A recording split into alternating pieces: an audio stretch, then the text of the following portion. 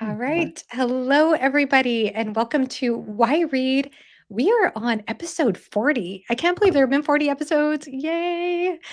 So, this is the discussion series where we always begin with the same question. And we'll just go ahead and say hello to everybody in the chat. Heidi says hello to Hey, Sylvia. Heidi. Fan here, Kale, hello. And yes, and then and Francois, Hey, hello. as well. Woodbook Hey, is Francois. here. Hello. Hey. And Anita, hello. Uh, And David, I can't believe you're there in the chat, David, because he lives in Tokyo. So it's It's like Oh ridiculously late where my. he is. 3 Wait, a.m. what there time and is it 2 there right a.m. now? Yeah. Well, thank you so much for stopping by. And yes, thank you all so much. We really appreciate it. And BellTube, thank you uh for being Right. here as well. And also for introducing me to Sylvia's channel, because I know it was through From Whom the Bell Tolls, which is another discussion series that I love, that I found out about Sylvia. So we're going to go ahead and get started here. Again, thank you to everybody who's showing up here in the chat. But the first question we always begin with is the why read question.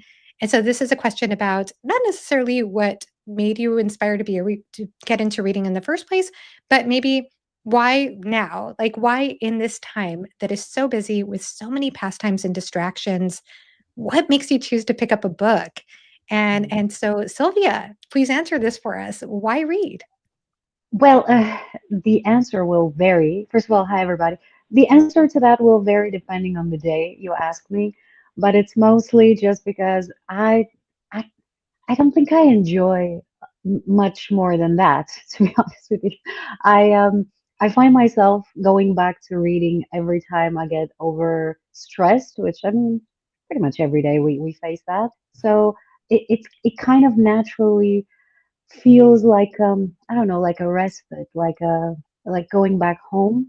I think the way that the mind both relaxes and enjoys itself by conjuring images in your mind based on somebody else's words is a I don't know, it's a beautiful experience. I never really asked myself why I do it. I just don't enjoy much more than that.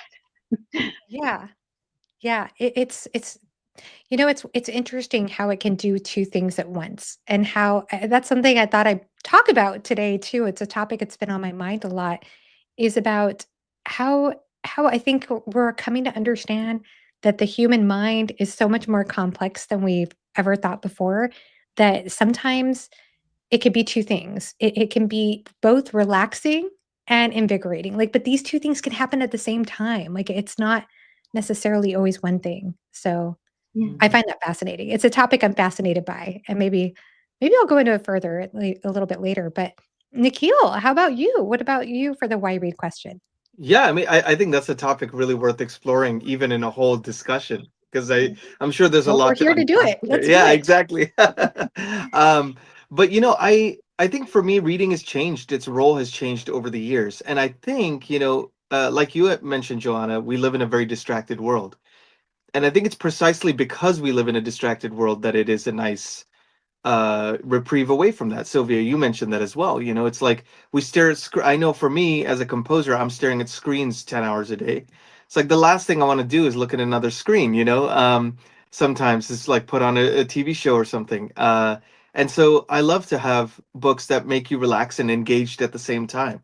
It makes your imagination go. And so from that standpoint, it's really great. The other thing is like I want to be a better critical thinker, in life. And I feel like books, whether they be nonfiction or fiction, they kind of point a mirror at you, whether it be characters you agree with or disagree with, kind of makes you reevaluate yourself. So I think from that standpoint, it's always a good thing, and then also as my job, like writing music for book adaptations has become a huge part of my life, from Wheel of Time onwards. And I love to use reading as a source of musical inspiration. It's funny. I listen to scores. I listen to music albums and stuff, and those are inspiring in their own right. But somehow storytelling, it's like storytelling takes different forms. There's music, there's visuals, there's novels, and there's a parallel between all of them. But I feel like there's something about reading where you have to be.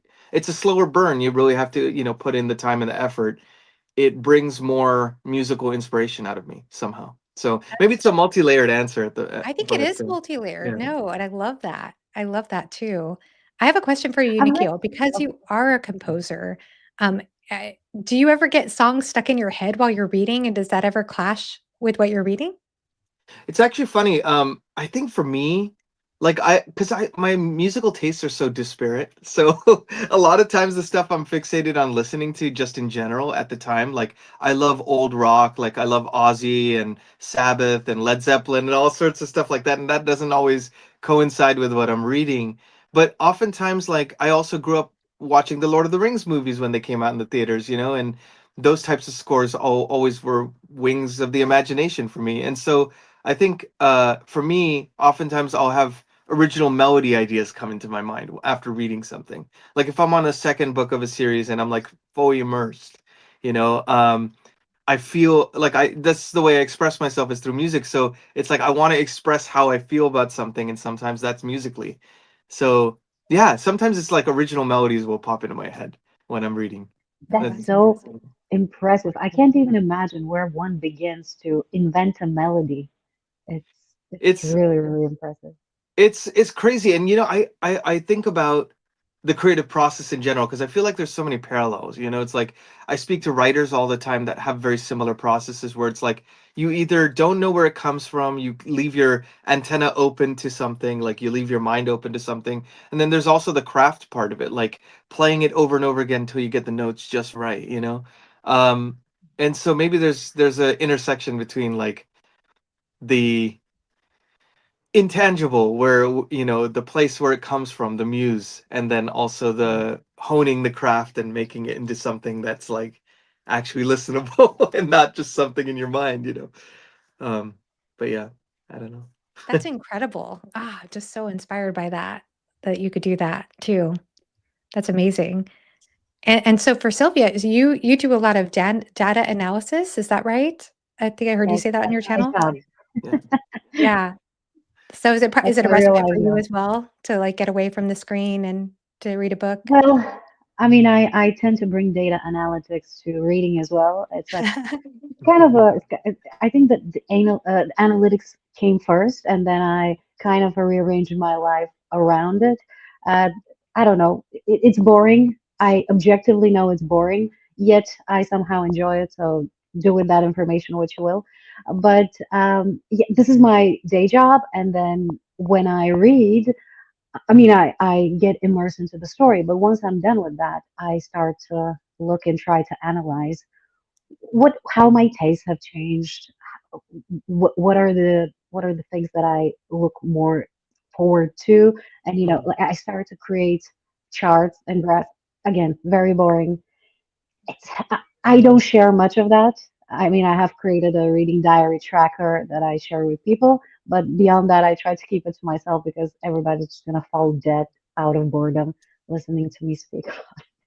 No, I love that, and I'm so fascinated, by the way, with your talent with that because I did watch your reading tracking video, and it is the most incredible, complex, like, detailed, spreadsheet, but it's so it's incredible, like, how you put that together. It was, like, so much thought. Every single little detail is Yeah, well, considered. I've done a bunch of those and then I discard them. I only keep the what is, interest could be interesting to people, and still it became a little too complex for what I wanted it to be. I just keep on adding things for no reason. And then, people say, "Hey, it would be fun if we add that." And I'm like, "Yeah, let's do it." And then it's just this gigantic thing.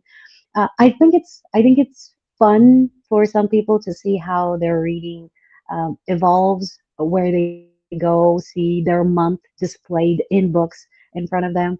I don't know. I find it very fun to, to get that kind of view of your reading. It's not necessary, obviously. I don't want to create the impression that if you don't do that, you're somehow unsophisticated or anything like that.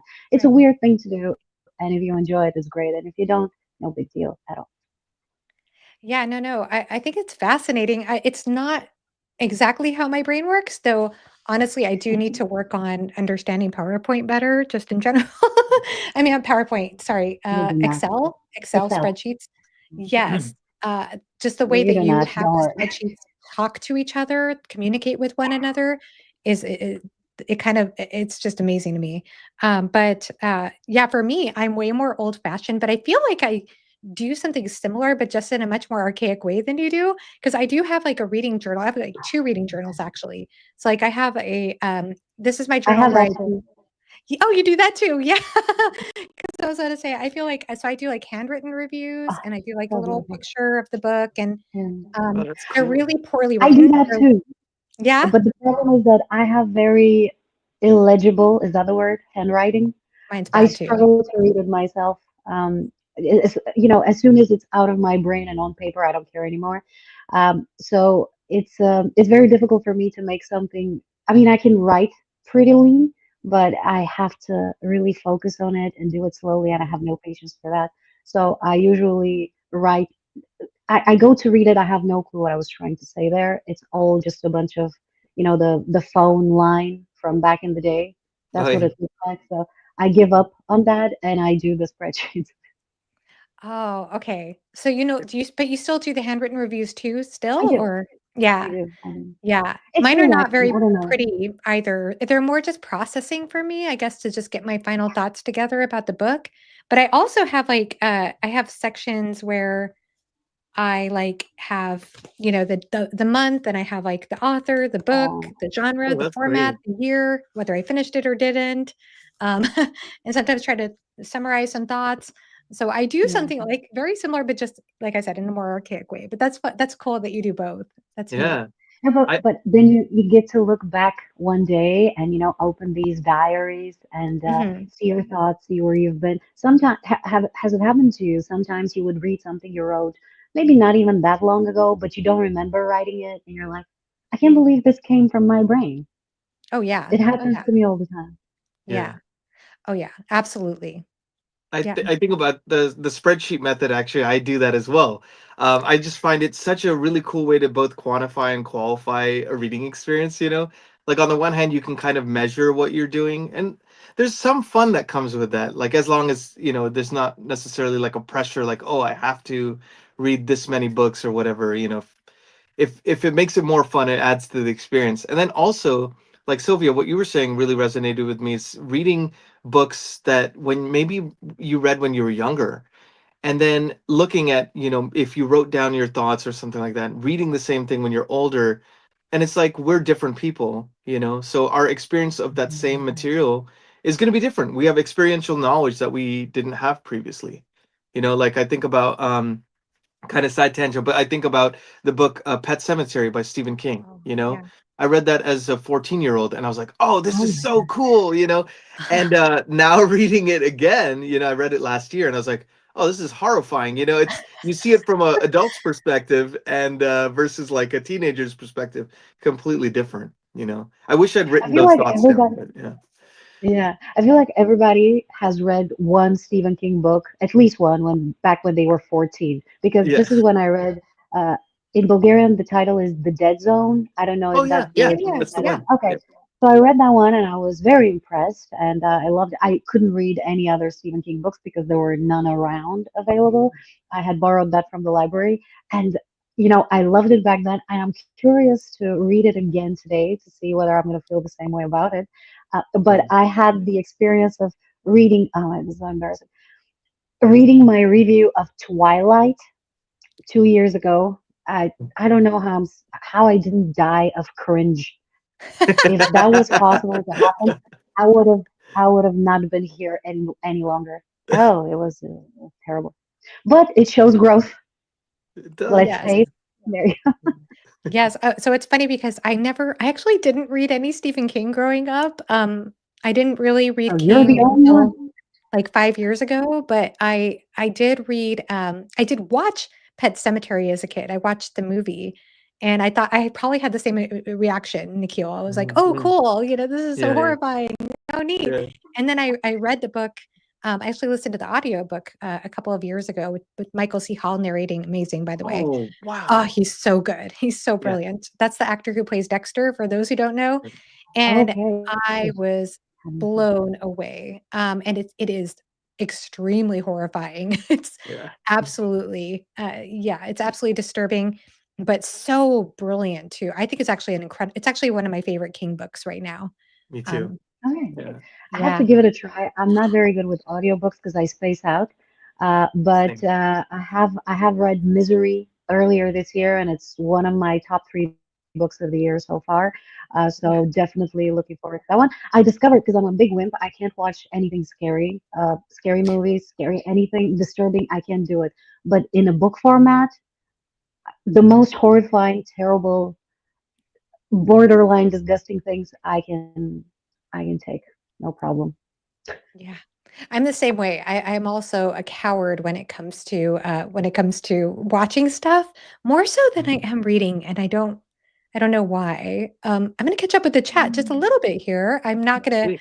be always on top of the chat, but I'll do my best. So Christine says here that book spreadsheets are my favorite for the data, and I love pen and paper Perfect. for the mental processing of my reading experience. So Hmm. yes, Oh, the that's cool. combination there, wonderful. And then Philip says, I keep track of nothing except including all the books I've read is one beautiful blur in swishing around in my porous brain. Nice. Yeah. I can't live Um, like this. I'm impressed. I can't live like this. I I have to know. It's one of those Mhm. things. I think it's so I didn't used to. I didn't used to like right now I'm also keeping a daily reading journal, which I've started in 2023 um, and done almost every single day since then. And it's changed my life. I'm a big believer. But at the same time, like, yeah, I didn't used to do that. And now I'm like, I can't imagine. I like being able to look back. Like, I love being able to reflect on what I thought. So I think it's I don't know, it's a life-changing thing. I recommend. I know it's not for everybody, and you don't have to by Mm. any means. Obviously, Philip is amazing and doesn't need to do that, but but I Yeah. do think it's a wonderful practice if for those who are interested and I'm find it surprised at enjoyable. I'm surprised at how much Philip retains, honestly, given that he doesn't write anything down. Like he'll No. go into characters and themes like so deeply. That's Mm. very impressive. It's Oh, it's so impressive. If I forgot to put down on my to-do list get groceries, I will die of starvation. That's how bad my memory is about things. I get so distracted, and what like when you watch his videos, when you're listening to him speak, it's like, does he have a database in front of him? How does he retain all of those stuff? And it's just, he remembers. I know. It's Yeah. incredible, isn't it? Yeah. For me, I feel like the reading journal has saved my life though, because I've been in discussions, including discussions with Philip, where I've read the book and it might be a while before, like, for example, we're doing a Words of Light and Shadow read along, and we haven't read the book since January. And then when we do that discussion, I have my reading thoughts here. I have my reading thoughts in my journal. It's actually a past journal now, but I have my reading thoughts in a journal and I can go back and remember. And not only can I look at what I thought about the book, but I think it's really special when you finish a book, if you're tracking it daily, to look back at how you felt about the beginning of the book. Because sometimes I forget that. I forget about my initial feelings when I started the book, kind of like a reading vlog, I guess, but just, in a journal format. So I don't know. I love being able to do that because it's honestly saved my life when it comes to book discussions. Yeah. I'd Absolutely. imagine. Yeah. Yeah. So it says here, what, Nikhil? You Hey, afraid no of revealing spoiler. babies' philosophies or acting goals with the spoiler alert there? Yeah. Goodness. That was equally horrifying in the book and the movie, It actually. was Yeah. in Yeah. both for No, sure. no, no, no, no. Yeah. Um, let's see. Memory is fascinating. What we can easily access and what we can unlock with a reminder. My Mm. biggest surprise is to forget writing down a thought and then writing it in almost the same words years later. Oh, that's interesting. Yeah, that is interesting. Yeah. That is interesting.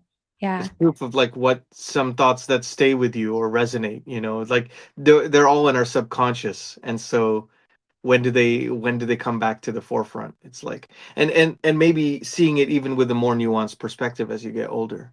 Oh, Yeah, absolutely. but Yeah. I have. I mean, it's not a discovery that I've made, but it's something that I read somewhere and then I started noticing it later on. You think some thoughts and then you remember them next time you're doing the same thing you were doing back then. So sometimes Mm. I would be washing dishes one day, thinking about something, completely forget about it. And then the next day I'd be washing dishes again and be like, oh, this is the thing I was supposed to do 12 hours ago. Yeah, Yeah, it's true. it's true. Yes. BelTube, I don't watch horror movies and usually don't read much in horror unless it crosses over in the other genre. Yeah. Mm-hmm. Um, I just don't like putting that in my brain. I can understand that. I Yeah. You two, do you both enjoy the horror genre? I guess you do, Nikhil. Do you too, Sylvia? Is that something you two are drawn to? Turns out that I do, but only in book format. Mm. Even in graphic novel format, I'm a little hesitant to read it. I read The Sandman, the first volume, a few years ago, and it's not all insanely scary, but there is one. I don't know, is it a chapter? It was in one diner, and I'm not gonna say if you've read the first volume, you know exactly which scene I'm talking about. It was absolutely horrifying. And so I've discovered that in any sort of more visual format, I struggle with it.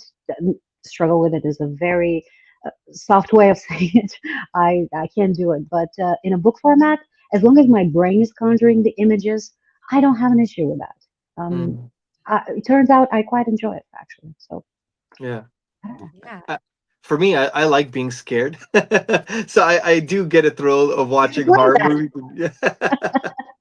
But yeah, no, it's like my wife and I are big horror movie watchers, so especially around this time, we're watching horror movies like every other night and that kind of thing. And Stephen King was one of the first like adult authors I got into as a teen, and so horror has kind of been a big part of my reading experience actually. And I think part of it is because a lot of good horror books are great character studies. Like oftentimes there's a supernatural, even in the supernatural horror, there's always like, but what about the evil that people do to each other or that we do to ourselves? Or it kind of makes you look at a different side of the human condition. Now I do feel though that I do have my limits when it comes to reading horror. Like I don't like reading body horror much or like really gratuitous stuff. Like I made the mistake of, which it's funny to say mistake because it was a beautifully written book, but it was just I don't know if I could ever recommend it, but I read The Girl Next Door by Jack Ketchum. I don't know if you all have ever heard of it, but it was basically based on a true story that happened to this girl and her sister like in the 60s. And it was like this whole town like basically ganged up on these kids and tortured them. It's like really horrifying. But the book again, it was like very beautifully written, but it's just I still think about it now months later after reading it and like kind of wish I never read it. So Wow.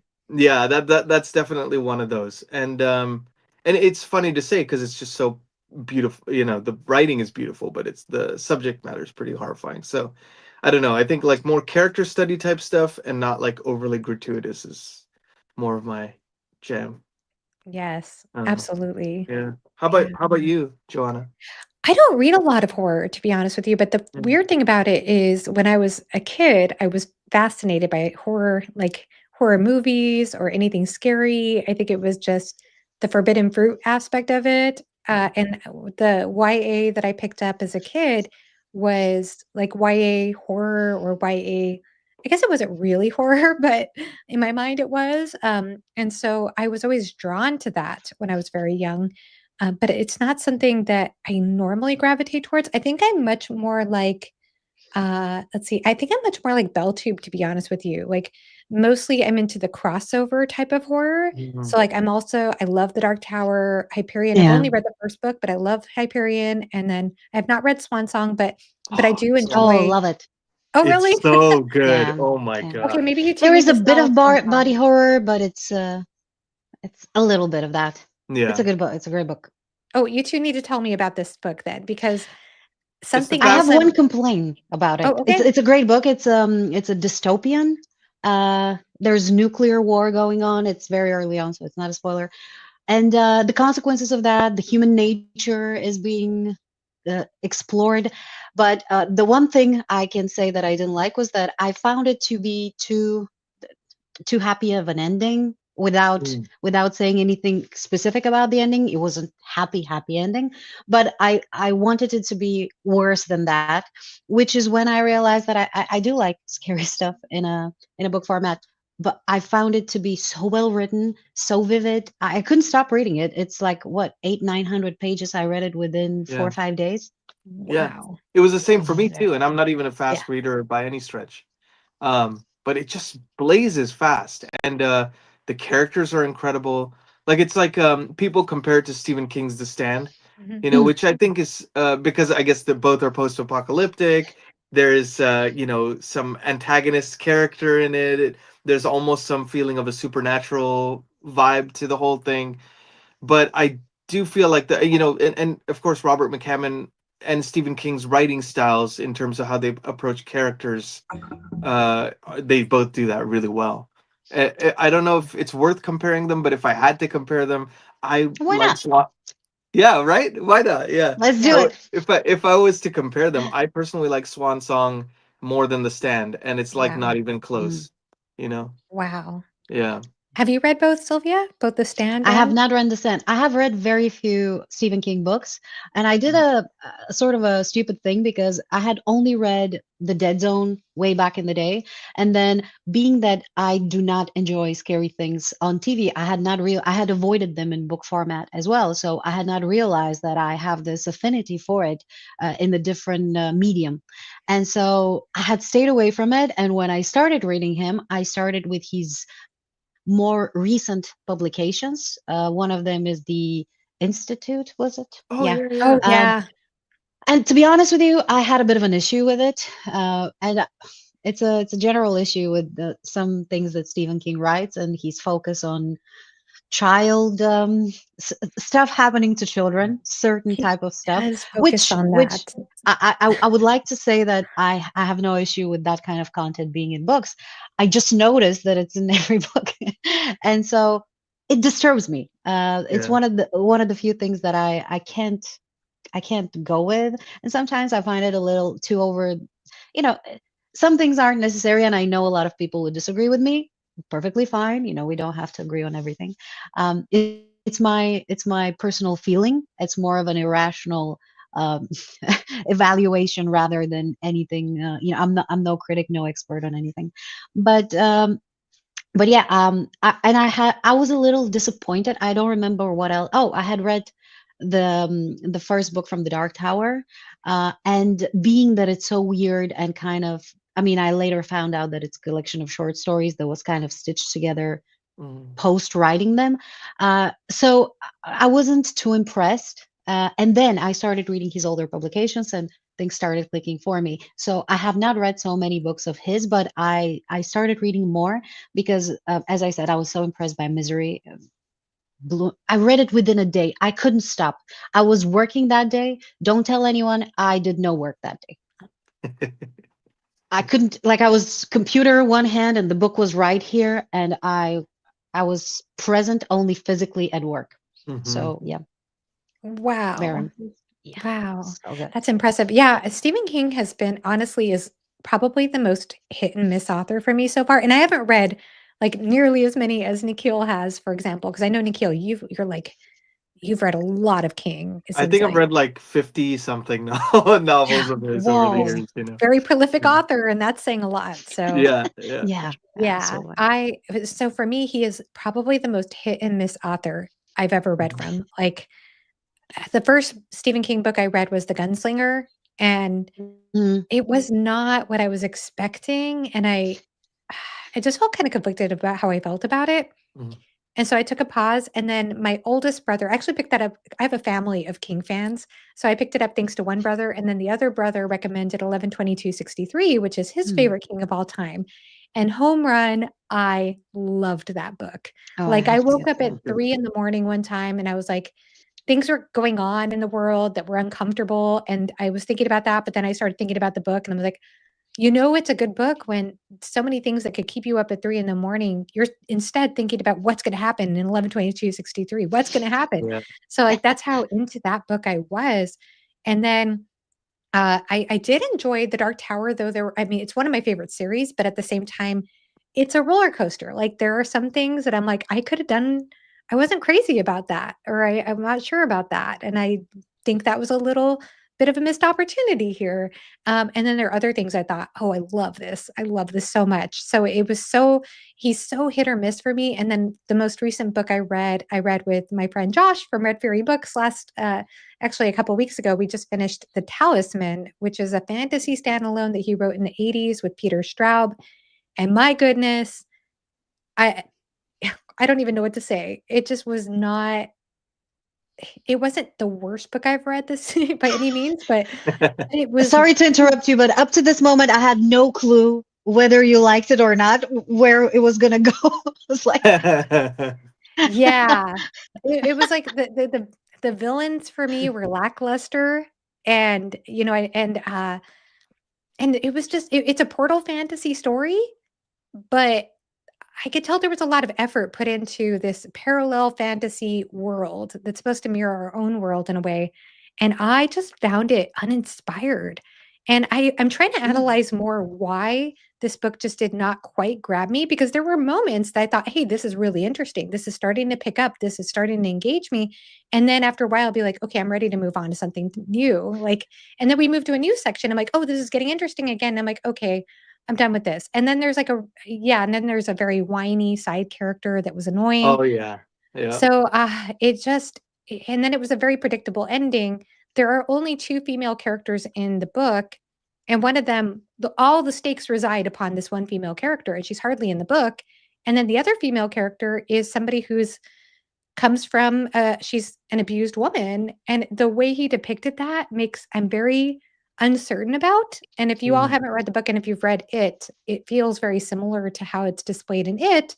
So I think he's grown a lot, but that was in the 80s, yeah. and I'm gonna say I think he's grown a lot in his depiction of female characters since then, and I know he's done a lot of work on that, but it was definitely not it was definitely a disappointment overall. I was As very yeah. as a Not happy with it. counterpoint to his depiction of female characters and like the abuse they go through, and as a counterpoint to that, Rose Matter I thought was fantastic. Mm. It's about a woman who's in an abusive relationship trying to get away and start a new life. But, is this person after her? Is it her paranoia? And, I remember reading that when he wrote that book, a bunch of women had sent fan letters to Stephen King, letting him know that that book gave them the courage to leave their abusive relationship. So, Oh, oh really? wow. Okay. yeah, it was done with a lot of taste and gravitas. It was great, really, really great. So, it's Mhm. perhaps he has grown. I think that was in the 90s, if I remember correctly. So, Yeah.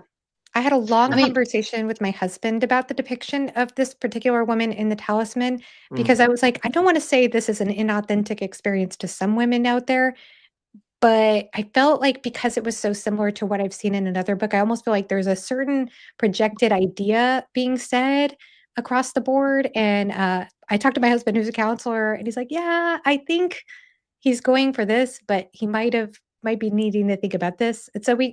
it's a little hard to talk about, and I don't want to like, yeah, those topics are hard to talk about in general. yeah. But I will I have to check out that other book sometime. Yeah. Yeah. Yeah, I think it's Yeah. I always, whenever I encounter a book where I see female representation being done a little distastefully, let's say by man, I always try to not focus too much on it. Although when it's an important topic like that, it's important to see it, to consider it, and draw your own conclusions regarding that. But it's difficult for a person to understand somebody else's experience when their experience might be so much more different. And I would like to also bring up the fact that a lot of women write men in a very shallow way. Yeah, absolutely. Without pointing fingers, obviously. I also probably wouldn't write a great male character. So I appreciate the growth, and I try not to judge too much regarding that, especially when I can see that there's effort put into trying to make it right. And it's important to bring it up whenever it's not done in a great way, but also not be too not be too upset about it. Yes. Oh, you said that Mm. so much better than I did. Uh, That was perfect. That was so well Thank you. said. I felt like I Yeah. didn't say it too great, but it sounded better in No, my no. I think that's exactly the way I feel about it, because I just always wanna keep a like, understand one intention behind doing Mm, something, and also keep an open mind for growth. And yes, the idea that, like you said, there are certainly female authors who probably don't do male characters Mhm. justice either. But that's also really helpful to know about. Like, what was the book called again, Nikhil, that you were mentioning? Oh, it's called Rose Matter. Rose Matter. Okay, I Yeah, should yeah. write that down. Yeah, definitely on it's the it's TBR. a really good one, and it's short too. One of the shorter King books, but which is not saying much because there's so many thousand pages, you know. But yeah, no, it's I think it's like 400 pages or so. Ah, Oh, that's okay. nothing. Yeah, yeah, It's an afternoon read. exactly. Yeah, that's good to know about. I certainly do want to read more King in the future. I might need a break Mhm. after The Talisman, but Yeah, yeah. yeah. That one was tough for me too, honestly, Joanna, because I felt like there were certain aspects. I think it was the wolf character, the Yes. sidekick. I was like, oh, please, let's just have the whole novel about that. I would have been so down, It was you cool. know. Yeah. Yeah, and then but there were so many parts that dragged. Um, and yeah, I don't know. I felt also like the stuff that he explored in the Dark Tower was like a way better version of what he was trying to do in the territories in the Talisman. So it Mhm. almost felt like, ah, well, we already got something better, you know. Actually, somebody just mentioned in the comments that there is a connection with the tower. Oh, Mhm. okay. Yeah, Yeah. there is. Yeah, yeah. And in fact, I think if I remember correctly, because he wrote a sequel to the Talisman called The Black House, which I haven't Yeah. read yet. And then he's writing right now a third one that's going to be make it a trilogy with Dark Tower connections or something. Oh, He's wow. mentioned, so definitely going to be reading those. But yeah, Yeah. I was going to say also, Sylvia, I know you had mentioned you weren't too keen on the Gunslinger, and I actually felt very similar to you, and I actually almost didn't read the rest of the Dark Tower series, and I was like, ah, maybe I'll try the second book. And I got about two chapters in, and that was it. I was like flying. Yeah. So I just No, want to I was say, yeah, Yeah, I was yeah, told by multiple people and like multiple people as soon as I said that, I wasn't feeling like it's not a bad book. It's just very confusing. As you said, Joanna, it's not what I expect. I don't think there's a person born on this earth that could have expected what it was upon reading it the first time. And then, I read a little bit more about it, how it was written, why it's so kind of disjointed in a way. And then again, so many elements I couldn't have expected. And then as I mentioned that, I'll take a break, but I'm not giving up on the series yet. And then a whole bunch of people said, don't. Next book is amazing, and I've been meaning to go back to it. However, I do have 70 series in progress, so I'm trying to clean the slate a little bit. Yeah, it's terrible. It's terrible. I Wow. don't want to talk about it. That's amazing. That needs a It's video. not. That needs a It's not. Oh, it's not. It's embarrassing. I just I pick the TBR with a TBR game, so a whole bunch of random. I have set myself for failure. I put the perfect conditions to start a whole bunch of series and never finish them. So I have now tried to restrict myself into reading only what has already been started, and Right. I have to say I'm not doing too great. Oh, no. So, first of all, I just wanna echo what Nikhil said, though. I mean, and no pressure, of course, but Uh, the drawing of the 3 totally changed the game for me. It all totally right, changed the game for me personally. Um, instigators. Now I have to It read it. does. It Yeah. it brings in your other characters that are gonna be important to the journey, and I feel like Roland becomes a much more compelling character All when he right. is in the company of these other characters that Mm. join him, and not only that, but we also get just ah, I can't well, I don't know if I wanna say this because I'm afraid I'll Say spoil it. it, but it's I'll just that forget it. Don't worry. well, it's just a I'll forget different it by world. midday tomorrow.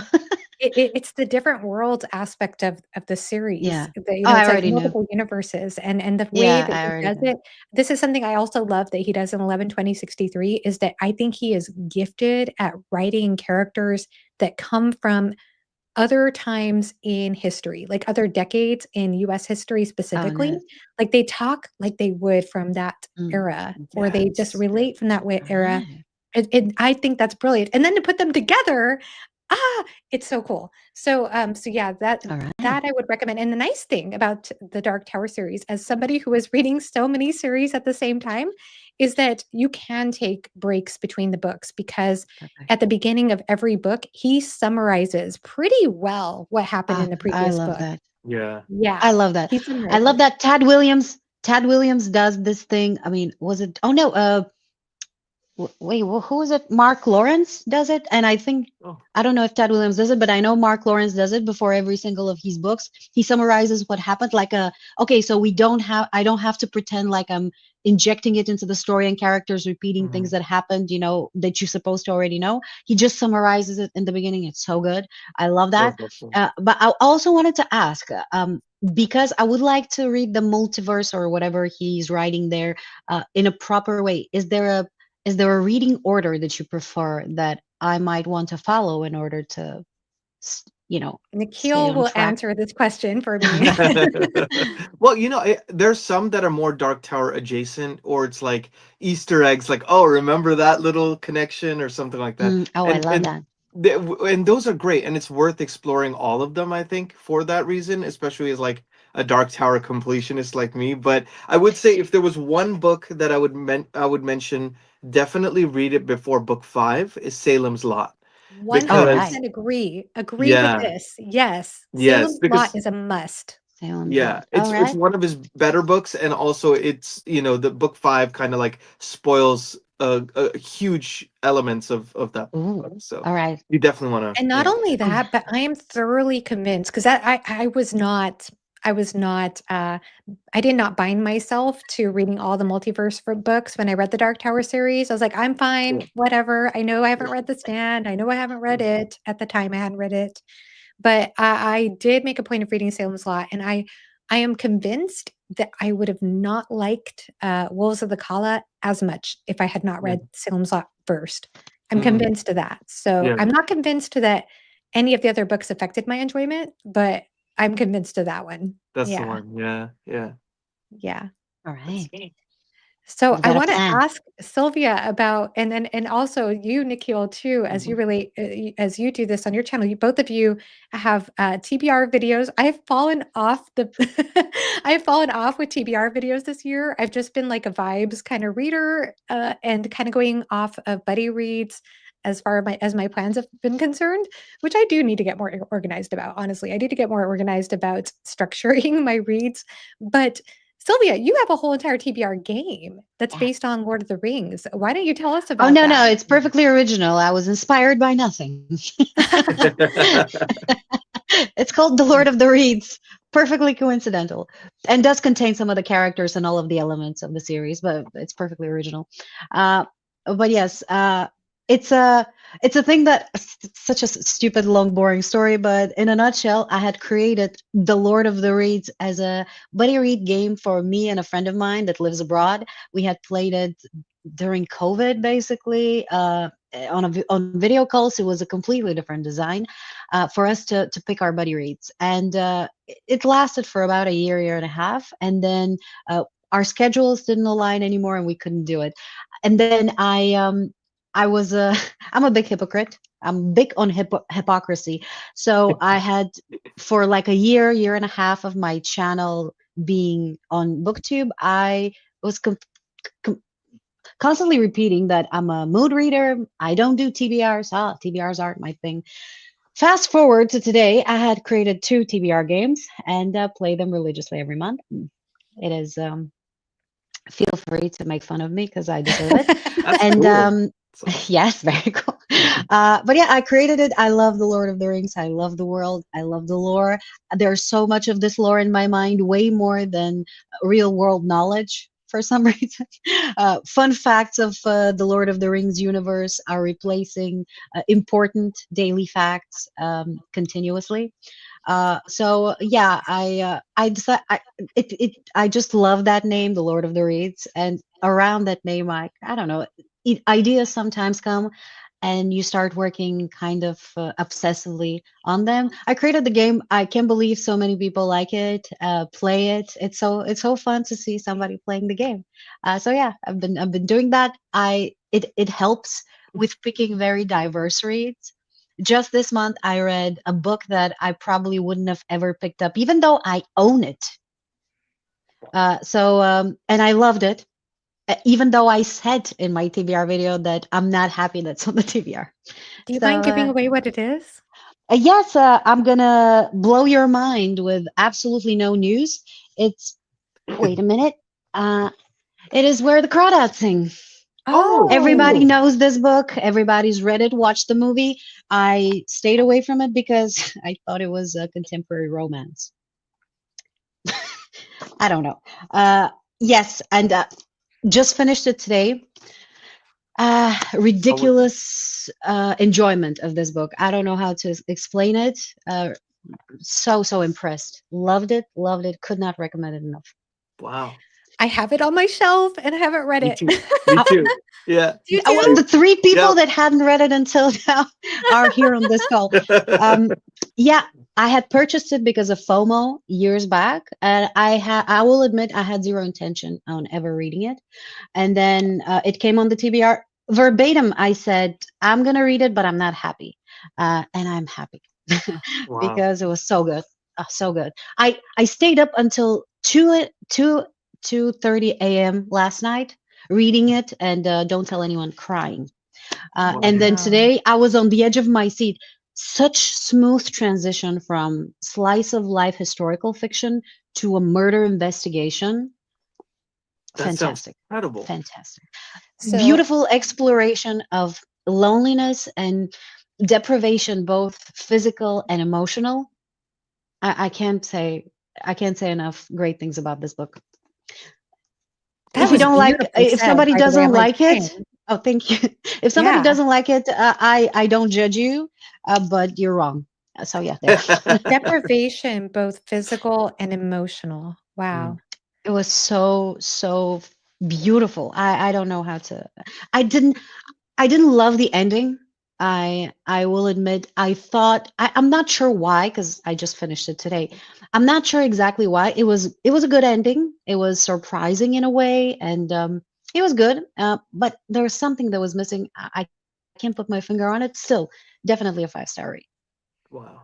That's incredible. I'm just going to highlight the Mhm.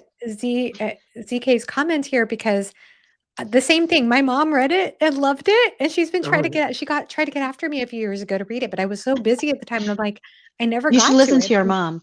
Thank you, and I'll listen to Sylvia too. My goodness, Yeah. uh, that does sound really good. I could tell that you're just glowing from talking about it. So, wow, it's so wonderful, though. This is my favorite thing. I love it when a book surprises you, when a book that you Yeah. wouldn't. I love to follow my whims sometimes because sometimes I'll pick up a book that I just wouldn't ever think about picking up.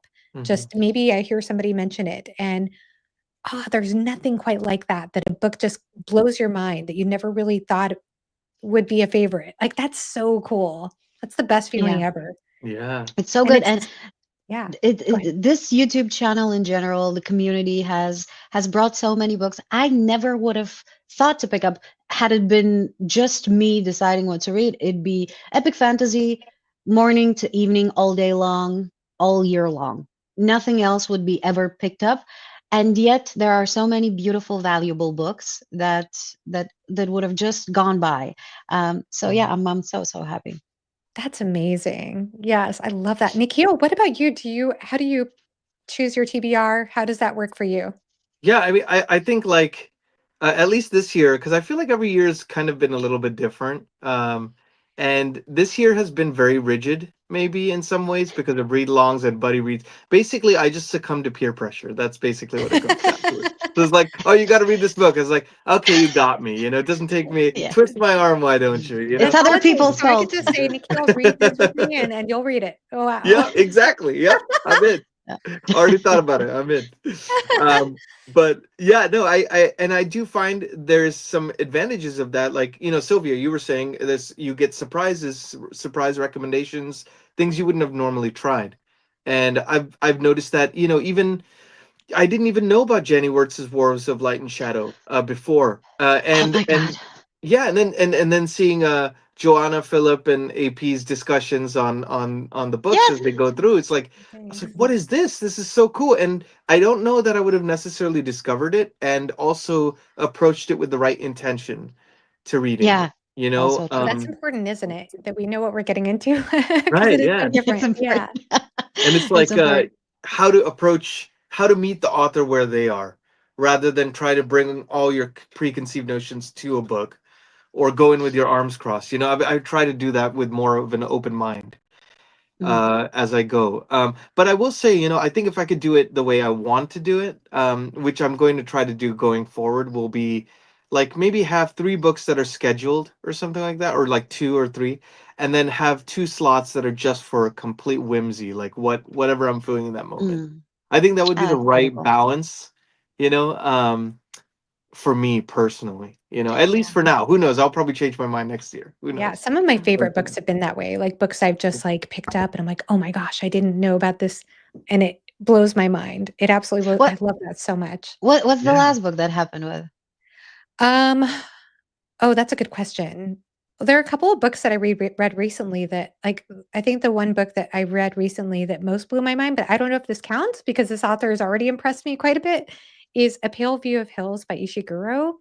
So I Oh. discovered Ishiguro last year, and I found out about him because and the reason this is what made me excited to read Ishiguro, and, is that I had watched a couple of videos of people who loved his books, and I have a couple of friends here where I live who've read all of his books, and I think he's written about, like, 9 books or so, and he's a more of a lit fic author. There are a couple books Mm. that are quasi sci-fi, or maybe you could say are science fiction, but, uh but the thing is, he's experimental, and his books, even though they have his distinct narrative voice, he does something a little bit different in what he's exploring in each of the books.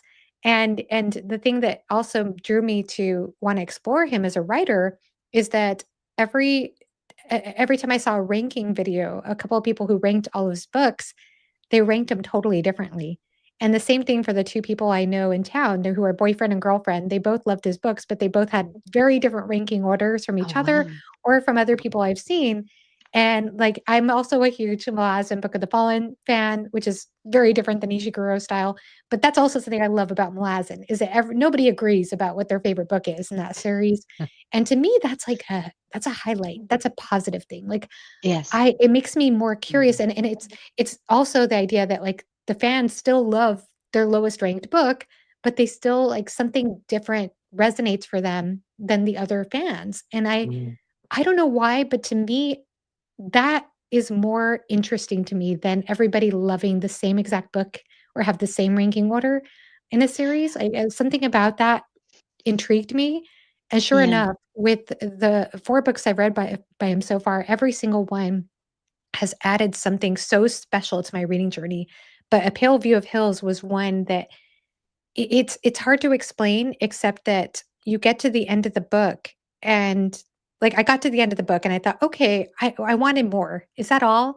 And then I suddenly thought about it and I thought about the last few chapters and I thought about some key moments and then suddenly it just washed over me. And then I had a Wow. conversation with the buddy read I was doing and more I became further illuminated and then I was completely floored by what I thought the book was doing, and then the other layer of depth that the writer was adding to the conversation of what he was exploring, but it's done in a very subtle way. Oh, I almost like a love that. very quiet book, but with a lot of emotional, like, turbulence underneath the surface of what he's doing, and so for me, like, Ah, that just blows my mind. So I love that, and then the other book right now I'm currently reading a book that I would and I don't highly recommend these books, that's the thing. It's like when I have a favorite book, I almost never widely recommend it because sometimes it feels like such a personal thing. So it's like it's hard to sell it to a wide audience in a way, and this one I definitely don't I do not recommend this widely by any means, but Wolf's, Sword of the Lictor, I'm almost finished reading this. This is Book of the New Sun, book 3, so it's halfway through this omnibus edition. I love his Um first two books Have you in the read Book of the New series. Sun? I have. I have. My God. Shadow and Claw. I have no words. I have no. Mhm. I've only read the first bind up of the first two books. Uh, I've I've not read anything this obsessively in since I read A Dance of Dragons for the first time. Wow. I swear, obsessively. I've taken notes. I have schemas on my computer with what is what. I was writing my theories of what the Citadel actually is, and I think I'm right. I haven't looked to get the confirmation, but I think I'm right. I recommended it to a whole bunch of people here, force fed it to them, discussed it to ad nauseum. Like, I am obsessed with this book. Obsessed. Wow. Sylvia! Oh my gosh, I'm like so excited. I didn't Me realize you had too. read Wolf. I didn't realize you had read Wolf. That's all the Sword and peer Lictor is pressure my I favorite needed. so far. Sword and Lictor is even better in my opinion. Like Oh it's my gosh. yeah, yeah. I mean, for one thing, there are so many passages that are just breathtakingly beautiful and evocative and like how does somebody write that way? Like it just it's so stunning. Like I've just had to like stop in my tracks reading and had to reread just to take it in. So not only that, but also I feel like things are coming together from previous books and Oh my tying god. together that in ways I was not Can't wait. expecting. And yeah, I've been doing a buddy read. So for this book and for this book and the book before for the Claw of the Conciliator, I decided to Yeah. I did a buddy read. I'm in a part of a read along with this series, but I'm doing a one-on-one buddy read too with Jake from Nerd Level Rising, who's Okay, wonderful. cool. Yeah. Yeah. Um, and he and I have decided to read a chapter a day and just talk Oh, about it nice. back and forth because That's so there's so much cool. to unpack in Wolf's prose and his writing, and it's so cryptic. It is incredibly cryptic Incredible. at times. I way overuse that word when I'm talking about No, Wolf. I'm like, but it's so fitting because it is cryptic. I sit down and I decipher every sentence back and forth, turn it in my mind. And I know for a lot of people that will sound like labor, maybe like work, yeah, but to me it's like my brain enjoys it like a scratch in the right place. I don't know how to describe it in a different way. And this is the first book in a long time. I'm a very character driven reader, generally speaking, but this is the first book that I don't care if he would put rocks instead of these people. I don't Mm. care. I'm so fascinated with this world and with the mystery that he's weaving and everything like that he's encoded in his sentences that I don't care. I don't care. We have discussed, I think Heidi mentioned actually that uh, the portrayal of women really frustrated and annoyed yeah. her. And Mhm, I understand, mhm. yet I could not care less. I swear. That's Mm. how fascinated I am with everything else that is happening in this book. Yeah. Wow. Yeah, I will Cannot admit recommend that enough. I will admit that the male gaze, wish Yeah, fulfillment yeah, yeah. aspect of it is really high. Like, Mm. Yeah. and here's the thing, like, and this is a rant I've been on lately, and I feel bad because I've had to like I've been like subjecting people to listen to my rant about this because for me personally, like I don't mind male gaze. Like, this might Mm, sound weird, but, like, especially if I'm in first person narration of all things too, like, if, and I don't mind female gaze either. I don't no. mind, like, if 2 adults look at each other and they find each other sexually attractive, like, I'm like, "That's human nature." Like, Yeah. there might be some honesty to that, you know?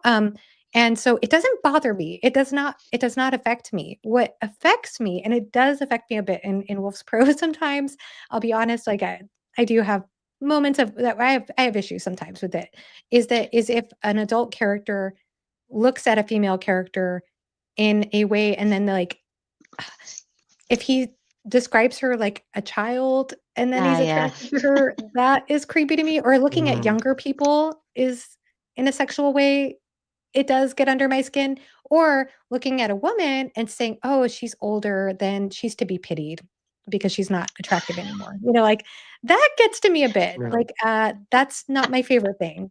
But at the I same time, I'm always makes me laugh. reserving I'm trying to keep an open mind because I've been told that Wolf is doing something specific with this, or so I Mhm. understand.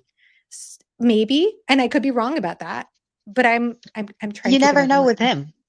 You never know. It's so true. No, Yeah. yeah, I absolutely understand. It's very frustrating when I see young children, borderline children, being involved in sexual plot lines and such.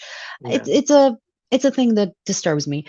That said, and when what you said about, a woman is also, she's to be pitied, it makes me laugh because I d- every time I've seen it done, it has never been, at least to my understanding, done maliciously. It's always done with, with an attempt for empathy. But and I always like to say that, back in the day, I got very frustrated about it, but now at the end of my life, I don't pay too much attention to this. Yeah. Yeah. Yeah. It's But it's a yeah. thing that I understand the intention. In it's ridiculous, honestly. But we all have different understanding about, how life is to be lived. So Yeah. Yeah. Mm. I think that was something I really appreciated. I'll just go ahead and pitch another series right now that I was impressed of doing something a little different with that, which is The Long Price Quartet by Daniel Abraham. Oh, I've heard good things. I love that series. It's yeah. a 4-book series, and they're fairly short, the 4 books, but you see the characters age. There are big time gaps between each of the stories, and for some reason, Daniel Abraham is able to do it in such a strategic way where you don't feel like it's jarring when you jump in time from one book to the next. Mm. But he does what I really appreciate is that as the characters are aging, they're still attracted to the female characters. The older male characters are still attracted to their female counterparts, and they don't So see, cool. even though their jowls might be there might be a little description of like jowl sagging and lines and a little bit softer, but they still see them as attractive. They still see them as they still love them and want to be with them. And I'm like, that's cool. Like I Yeah. like that there's like a different approach to that. So Mm. I do agree with you though. The intention there is maybe to be empathetic with Wolf, but yeah, there's I part don't of me know. like I can't tell his intention, honestly. it's hard to tell. But that's Yeah. how I try to interpret it. Yeah. But like I said, I mean, honestly, like I wouldn't be gushing about the book as much as I am if like I said, I have a criticism there. I'm not saying my criticism isn't there, Yeah. but everything else about the book is taking over my Yeah. Yeah. So it's not strong. stopping me from reading it or Yeah. Wow. enjoying everything else about it. Honestly, So he could kill absolutely every main character that he's introduced so far this very second, and I will be okay with it. Perfectly fine with it. No people, include no people in this book, and I'll still be curious and interested. yeah. Yeah. That's amazing. Oh my goodness. I cannot wait to hear your thoughts on Sword of the Lictor Oh my now. God. Yeah. One day I'll One get to day. that. Yeah, yeah, yeah. The 70-book series, I know that's hard to Yeah. to fit I was in. curious actually for both of you if you've read Sun Eater. I've only read I one. started it. Yes, Okay, okay. just one. I was gonna say like because I know Christopher Rocchio talks about Gene Wolfe a lot in Book Yeah. of the New Sun a ton. Maybe it's something that evolves over time, but I was wondering if like in the first book, did you get any sense of his influence, Oh, or yeah. was yeah? Okay, cool. Yeah. Yeah, you can see Yeah. it. There are a couple of lines in Empire of Silence that I had read Shadow the Torturer right before reading Empire of Oh, Silence. interesting. I talk about Yeah. it in my I showed in my review. All And like they right. are very, very similar to specific sentences Mm. in Book of the New Sun. So yeah, the influence was very clear to I me. didn't know. Yeah. It was Yeah. very Cool. and I was in the read along discussion for Book of the New Sun for I've this read along we got together for book 1. We still have yet to get together for book 2 and it's been a while now. That's the way these big read alongs go sometimes, Sure. but Christopher Bracchio was in that group. He was in that discussion. And that's why I'm trying to keep an open mind about where he's going with with the male gaze parts, because he said that Mm. Bracchio is the one who said specifically that, like when I brought up the male gaze part, because I said, I just want to warn female readers, just know there's a Mm. lot of male gaze that goes on in this series. And he said, I want to defend Wolf about this because he has a purpose for this. He seemed to imply that Wolf had a purpose Mm. for it. So Interesting. yeah, so I All don't know. right. I don't know for sure. But we'll see. We'll see. Yeah. Yeah. Sometimes Yeah. it's I would recommend it either way, even if he Mm. had no purpose for it. I know it sounds terrible, but the rest of the book is so great. Just ignore that part. It's I ju- true though. It's true. The rest of the book is absolutely incredible for sure. Yeah. Mm. Yeah. Yeah, and they're just like little things here and there, you know? So, I mean, I I guess give that everybody's gonna have different comfort levels when it comes to that, but yeah. So, Rockio said that I think I've heard him say different things. I've heard him say that he, read Wolf when he was I think it was that he read Wolf when he was finishing book 1, but it's there. It's there. You can go yeah. back and watch my Empire of Silence review. I show it on the screen. I liked certain parts of Empire of Silence, but there were a lot of things that were not to my taste personally. I am gonna read book 2 because everybody says that book 1 is the weakest, Yep. but I was not mind blown by book 1. I was not mind blown by it. If you're Me looking for neither. mind blown, book two, just All wait. right. Okay. There was one part of the first book, like it started interestingly, very interestingly, actually, and then there was a period. I won't say after one very mind blowing moment. There was a period of what felt like stagnation. It felt so, I don't know, mundane and boring. And Mhm. then towards the end, there are some discoveries about the nature of some things that very very specific. I know, but that really grabbed my attention. So I'm looking forward to discovering more about that. Definitely will continue. I was supposed to read the second book in August, but I'm much better with making plans than fulfilling them. So To me, still book Yeah. have that two, too. Howling Dark, feels that the transition from book one to book two feels like how the transition of book one and book two of the Dark Tower felt to me. Book one and book two of the Wheel of Time series, where it's like, author establishes a world, maybe you see the influences in the first book, and then suddenly takes this hard left turn and does its own thing, comes into its own. So I felt very Yeah. similarly actually to Howling Dark in that. It's like Yeah. a quantum leap forward, in my opinion. I'm really looking forward to it because I think I understand he's grown a lot as a writer between books 1 and 2 because he was very, very young when he wrote book 1. So I Mm. wanna take that into account as well. I'm personally not the biggest Red Rising fan. I've read the first 3 books, and, I hope people won't be mad at me for saying that, but I just wasn't it wasn't quite my thing. But I can say I thought that Pierce Brown's prose improved exponentially between books 1, Mm, 2, and 3. I thought he grew as a writer tremendously. So it's kind of nice to see that growth as yeah. in a series for sure. That's interesting, actually, because I think about we grow as readers as we're reading something, and then of course, naturally, we're all human. The authors are going to grow as they write, and they Yeah. may grow in terms of their stylistic choices, like their writing experience, but then also their life experience. You Yeah. know, Yeah, for sure. yeah, Yeah. it's Yeah. so cool. Yeah. What about you? Have you read on in Book of the New Sun? You've just read the first 2 books, Nikhil? Oh, for Book of the New Sun, I haven't read actually at all. So Oh, that's the I'm sorry, for Sun Eater. I Oh, meant Sun Sun Eater. Eater. So I'm actually all caught up. So I'm waiting for the seventh book, and Oh, I didn't really oh, wow. yeah, I didn't yeah. realize you read all of them. It's Wow. honestly one of my favorite series, and it's just I felt like the Oh, books have that's so gotten cool. better. Like I thought book two is still one of my favorites because it really felt like the turning point. But book three was like even better than book two. Book four was just again, it takes another turn into something you don't expect. And yeah, and some people say, and I felt this way when I immediately read it. Now I don't quite know where I'll put the order, but there's some people that say that the sixth book was their favorite one in the series. So it's just one of those gift that keeps on giving kind of series. Yeah, I know And he's an incredibly intelligent person.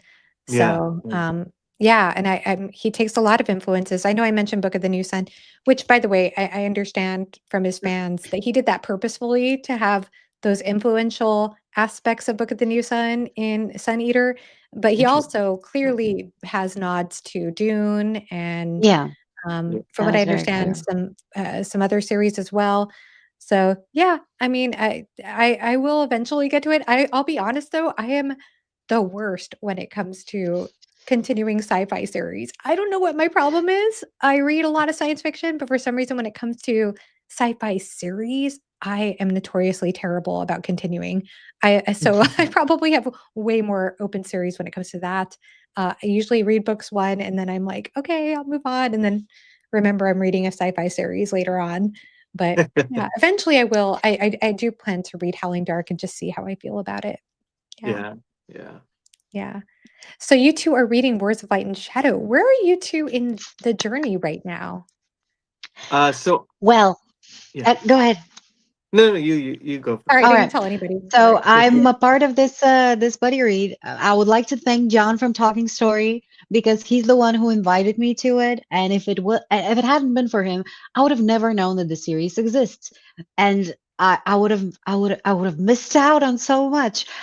We started reading it in January, I think, and I'm about to start Grand Conspiracy. And I am so excited about it because the last one, Fugitive Prince, was my favorite from the series, surprisingly for a lot of people, because and Brian too. Uh, Brian. but it's a setup book, universally acknowledged a setup book. Yet I absolutely loved it. It was the easiest for me to read thus far. Mm, and even though the first three weren't the easiest to read, they were very enjoyable still. Love this series. By the way, Joanna, your channel, I was first introduced to it through your discussion with Dr. Philip Chase and what was the name of the other gentleman? A The Critical three of Dragon, you. AP Yeah, yes, Cameron. yes.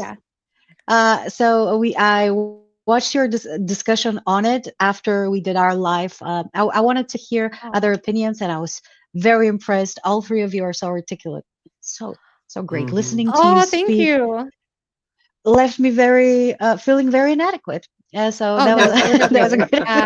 Yeah, I've watched some of your all's discussions too, and they've been fabulous. And Oh, and I that's what got I'm here for. excited because I know after book one, I think you were saying that you liked a character that I like too, that Yes. everybody else hates. And I'm like, but it's just so That's because fascinating they're to read wrong, about characters. Joanna.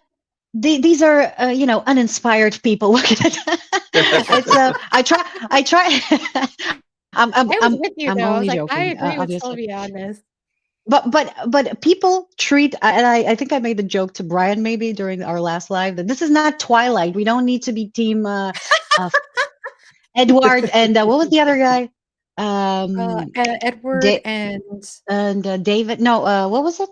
oh gosh, what's Whatever. his The other name? guy. Yeah, Yes, Jake? that guy. What's his name? Yeah. Oh Is it yeah, Jacob? Jacob. Yes, that. So Okay. we don't need to be think. It was very important that we clarify the names of these two characters that have nothing to do with light and shadow. But we don't need to treat it that way. The books are so multi-layered, but one of the most beautiful things about these books is the tragedy of the potential of these two Mm. being the two halves that make this beautiful whole, yet due to circumstances, some their fault, some not, being thrown into this conflict that is heartbreaking. And it's not that I think Lysair is the better one and I'm team Lysair. I think he's a very interesting character, and I love the journey that the author has created for him. Mhm. He's not a mustache twirling villain. He's a You can see the steps that led to this, and you can even justify most of what he does from his point of view with his information.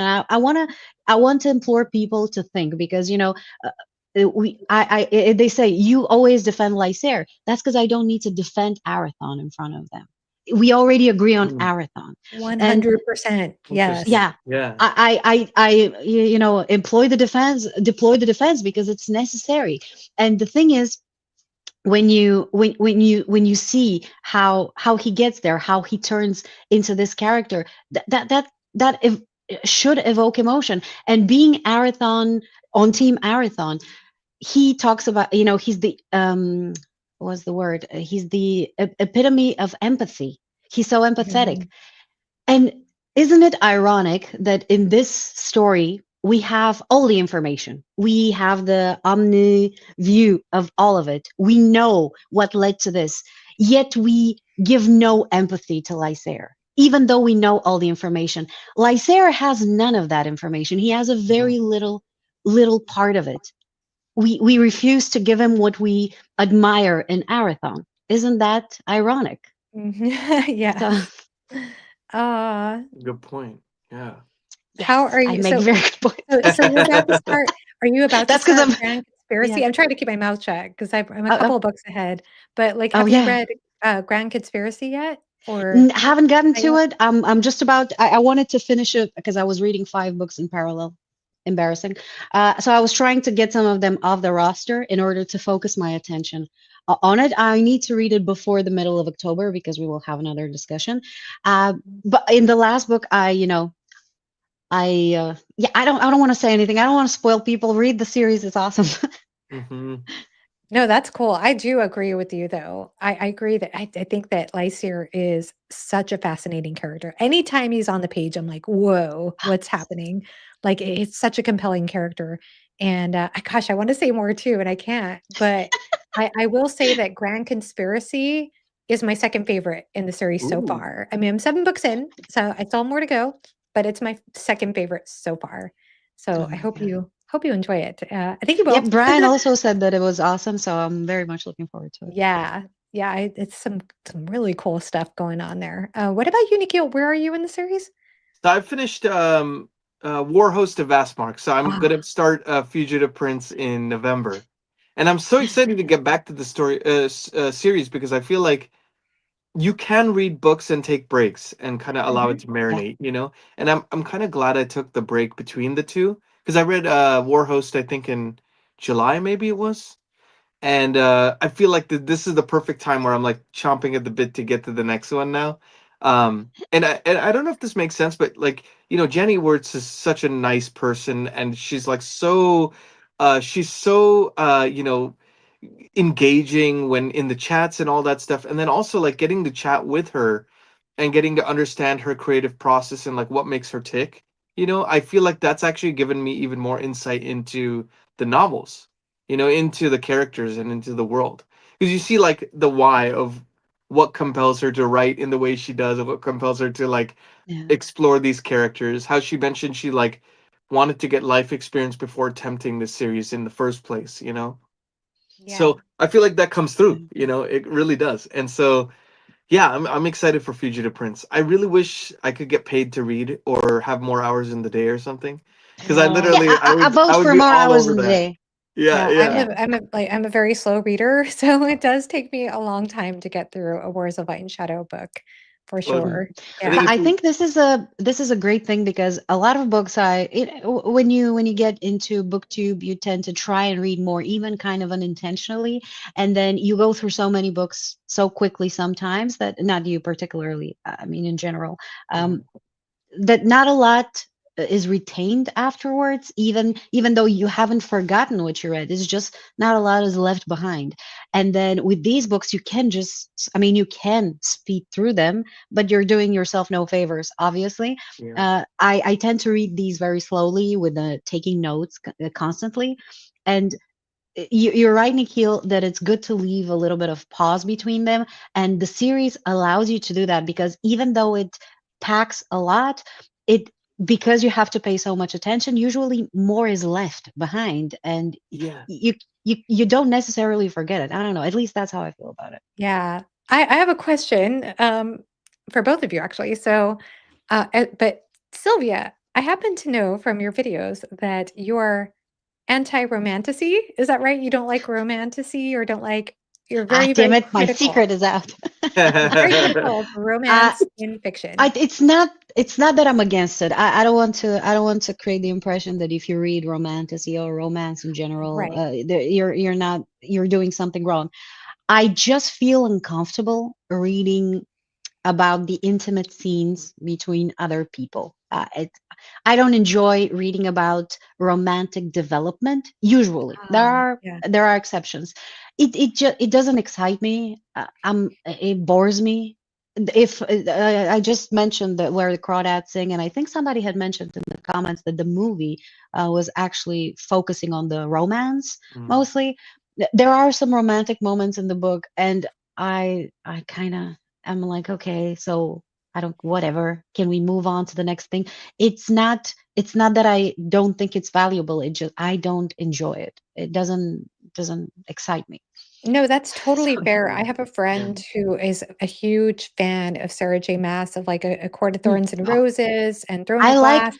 I like the Throne of Glass. I Oh, don't like A wow. Court of Thorns and Roses, but Yeah. in the Throne Interesting. of Glass, there are surprisingly not the first book so much. The first book is very, I want to say, flat. It's very pretty standard YA fantasy romantasy thing. Oh, she's 16, but the best assassin in the realm, whatever. Yeah. But w- later on, there are some very nice horror elements and some very nice world building. At least I think so. Addictively written. I can understand why people like them so much. There are still romance moments, not as much. And every time I get to them, I'm like, ah, this again. So I understand. No, yeah, I was just gonna say it was funny because to me, because she kept claiming at the time not to be a romance, like not liking romance in books, and the same thing, not feeling comfortable. I'm like, but you love Sarah J. Maas, and she said, yeah, I skimmed those parts, like, Yeah, Oh, yeah. interesting. And like to everything be else about the honest, book I love. Yeah, yeah, I have read the first book from A Court of Thorns and Roses.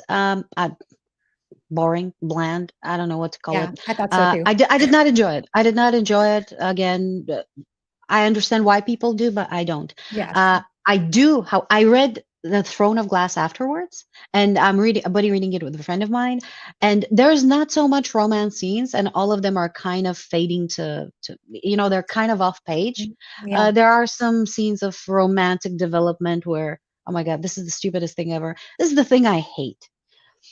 A man is, attracted to a woman. She's attracted to him. They're in a room. A third male walks in, and they start growling at each other. Like, "Oh." You find that attractive? that's so I don't weird. understand. Like, it's embarrassing. If a man acts this way, it's embarrassing. I don't understand it. That is So yeah, hilarious. That is yeah, hilarious. that particular scene is in the Throne of Glass, and the guy that walked into the room was the girl's cousin. Oh, yikes. What are you doing? How is this attractive ever? Anyway, No, not that to is get on a funny. tangent, but Oh, yeah, these are the things I don't necessarily enjoy. So I call myself the resident romance hater, but I don't hate I it. know I you're just not don't judging enjoy it. anybody who loves romance, Oh, by the way. I hope, I'm a very yeah, that's judgmental very, very person, but clear. I Yeah. understand why people like it. No, and what about you, Nikhil, though? Are you how do you I feel with guess romance in books? I guess it's complicated. Yeah, it is complicated. Yeah, like I think the will he won't he stuff can get a little fast, old really fast. I think there's certain romances in certain books where it feels like it adds so much more to the story. It feels earned. It feels like it's a great backdrop against what's going on. Like I think about, and this is not fantasy, but Ken Follett wrote this trilogy called the Century Trilogy, which is about Mhm. five families in different countries across 100 years of world history. And the romances in those are so beautifully explored, and it's against this backdrop of Oh, war and all sorts of things that are actually going on, and family dynamics and all this stuff. And it's very nuanced, and it's not Yeah, perfect. It's there is a little bit of the will he won't he, but it works in the context. It's a draw, it's a nice slow burn, a blossoming of the romance. I think there are certain cases where you see romance kind of shoehorned in. It's like, oh, yeah, we gotta have a romance. Oh, it's gotta be a love triangle, and it becomes like for the romance's sake, and then it doesn't really feel like it adds to the characters or yeah, even the plot. It almost feels like a detraction. yeah, Um, yeah, and I those agree. ones I have trouble with personally. Yeah, It's like, it's almost like ticking boxes, like, it's time for a romance now. But when it becomes like a natural element to the story, I really enjoy it. Like 11/22/63 is the perfect example. I personally love the romance element to yeah, that. I thought it yeah, was really well done, and it had yeah, a sensibility to it. And yeah. yeah, yeah. so I don't know. It's complicated. I just asked both of It's you because complicated. honestly, like, I love the romance in Wars of Yeah, Light and Shadow. Like, I love it. Yes. I Okay, I that is beautifully yeah, done. yeah, so beautifully done, and both the, prequel novella and in yes. the Yeah. Oh, that, series that as was Yeah. well. so. So I good. love that. This is the first book I read from the Wars of Light and Shadow, kind of as a Me preparation, too. which introduced me to this writing style, and I figured out what I'm getting myself into. And Same. that was such a beautifully done. But this is the human relationship. It's more than just will they, won't they, and ooh, time for horizontal stuff. It's different. I'm gonna tell you. Recently, I got angry at a book. A friend of mine recommended it to me. She landed it. Is that it? When I borrowed from somebody, I got it from her, and I was reading it, and she introduced it to me like this beautiful story of growth and whatnot. It's just Twilight, but in Princeton with the two brothers. Like, whose fantasy is that? Like, I cannot believe. And it was so, like, the girl was doing nothing, absolutely nothing the whole time. Just, oh, should I go with this one? Oh, should I go with that one? And just like, make a decision, shut up about it, go find a hobby. I don't know.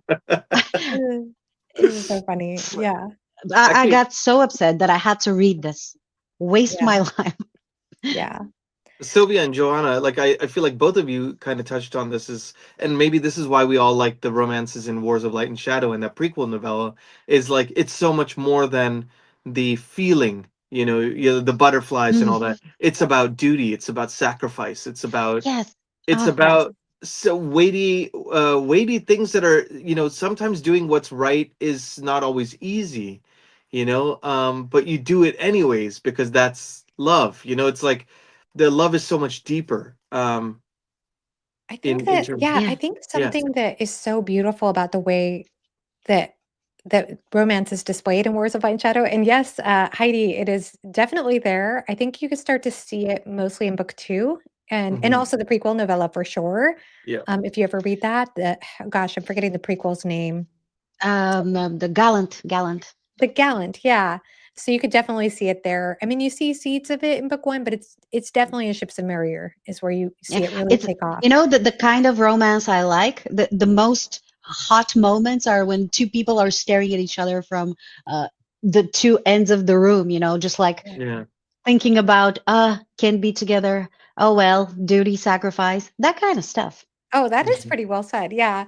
I think you're right. Both of you are right about the duty and sacrifice. And I think it's a combination of those things. I think there is still like in it because the way that the world is written and the way that words write, it's there is a magical, ethereal, romanticized aspect to it. There certainly is. Mhm. There's beauty to it, but there's also a Yeah, beautiful depth to it. There's an understanding of who people are in like a yeah, heartfelt, almost spiritual way, I would dare say.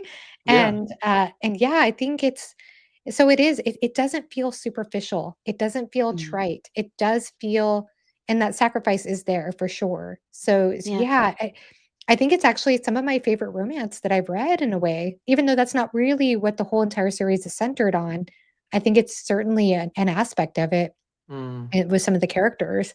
And even with one of, I don't know, I love some of the romantic scenes. Like it's some of my favorite parts, honestly, in the series right now. yeah. But yeah, yeah. I've been thinking about this a lot lately, though, because I, I think I feel like people's views on romance in general are changing. And I might be wrong about that, but I feel like maybe one of the things that's turning people this is a theory I have, that maybe one of the reasons that, people are less into romance unless it has to be done just so, is the star-crossed lovers idea. I think that that's kinda Mm, just trended out. Like, I think people are like, "Yeah, I Mhm. don't believe in that anymore." Like, the 2 people are Interesting. fated to be together, that idea. I think that that's yeah. it can't, and I not to mean, say it can't be done, but I think it's not as believed in anymore, or Mhm. I think we have moved away, and again, I'm gonna make a sweeping generalization here. We have moved away from nuance in a lot of aspects, and we now declare somebody toxic just because they can't do what we want right now. Which Mm. there are a lot of toxic interactions out there, but I think we tend to sweep things aside very quickly, and things like sacrifice are being perceived as um, opposite to self-love in a Mm. way, which oh, yeah. That's interesting. which That is I interesting. I can understand, things can go too far in either direction, but that's why consideration is important. And um what we see in a lot of romances, and I'm saying it from the high horse of a person who's read like 5 romances in the past I know I'm 10 not the most years, well read either. Yeah. I'm gonna continue with whatever, with the confidence of a person who knows nothing. um that in a lot of the romances nowadays, it's I don't know. It's presented in a very unrealistic way, and it's because people want to read about a fantasy, how this guy is going to Mm, come and forget everything else and chase you obsessively and do, it's gonna be this thing where you will be loved just because, Ah, and the struggle is often because of misunderstanding rather than real life circumstances that can arise.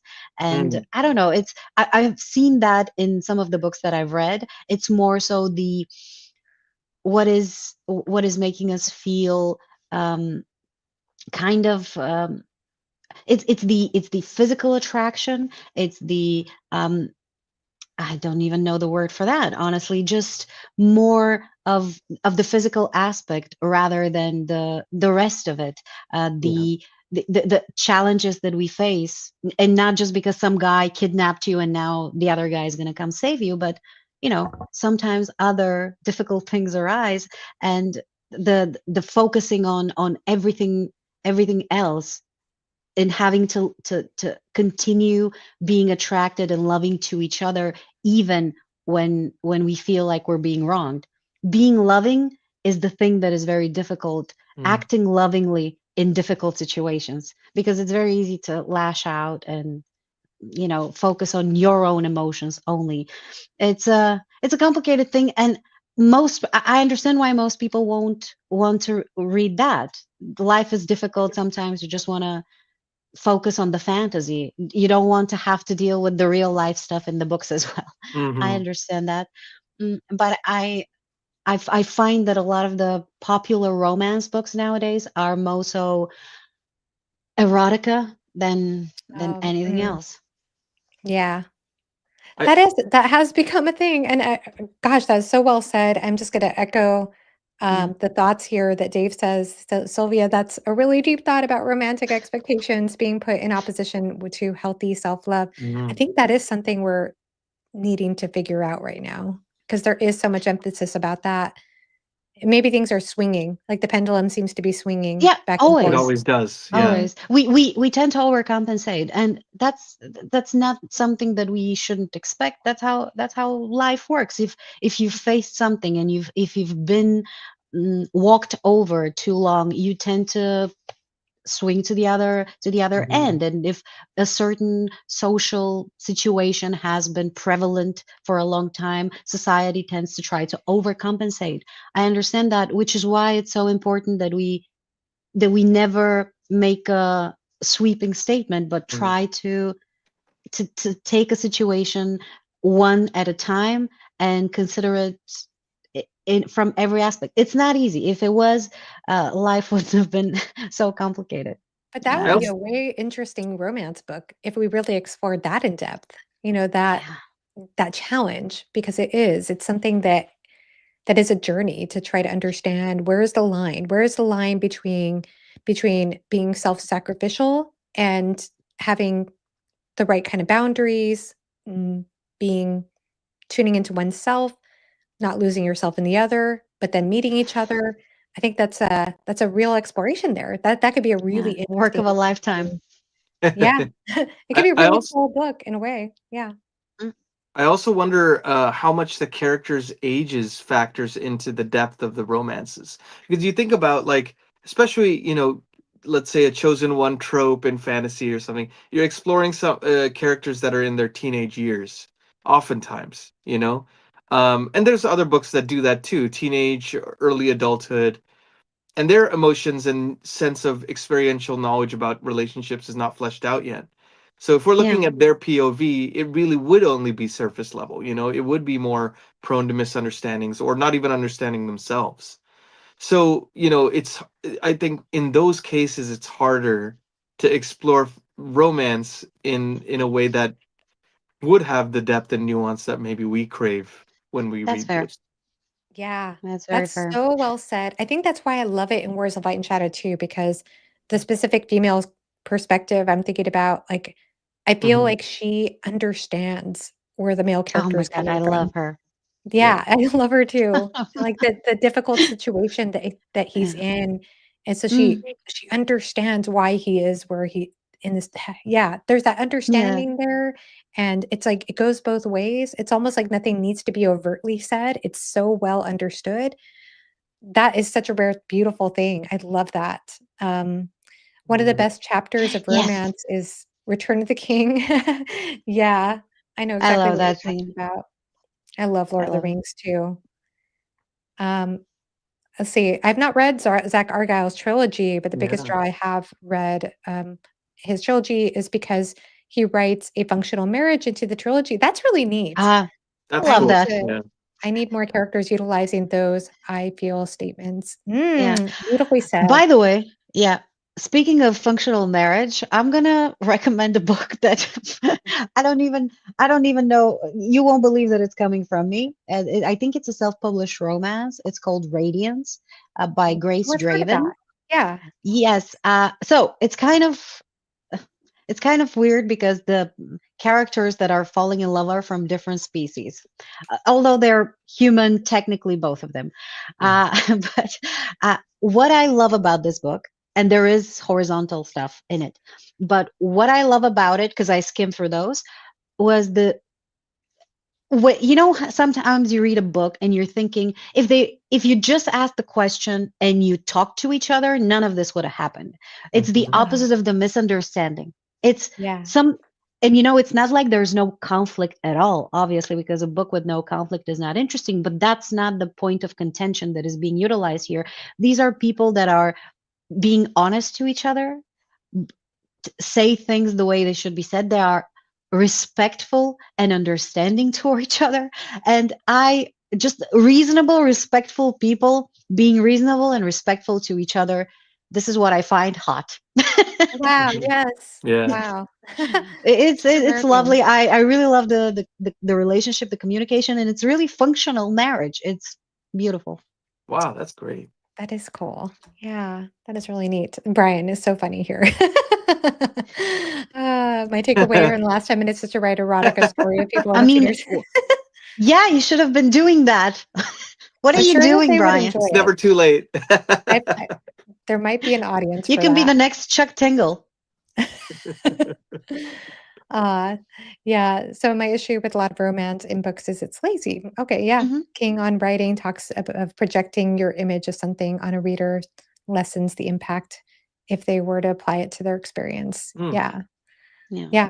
brilliant. That's yeah, I was just curious about this topic. It's something that I've been thinking about. I actually did happen to read some more romance last month, and it just got me thinking more about the topic and how our perceptions of it have evolved or changed. But I do agree that these days, in addition to the miscommunication trope and the just love me as I am thing that just is Yeah. pervasive, I think that it is leaning a lot more towards erotica these days. That's true. I don't know what that's about.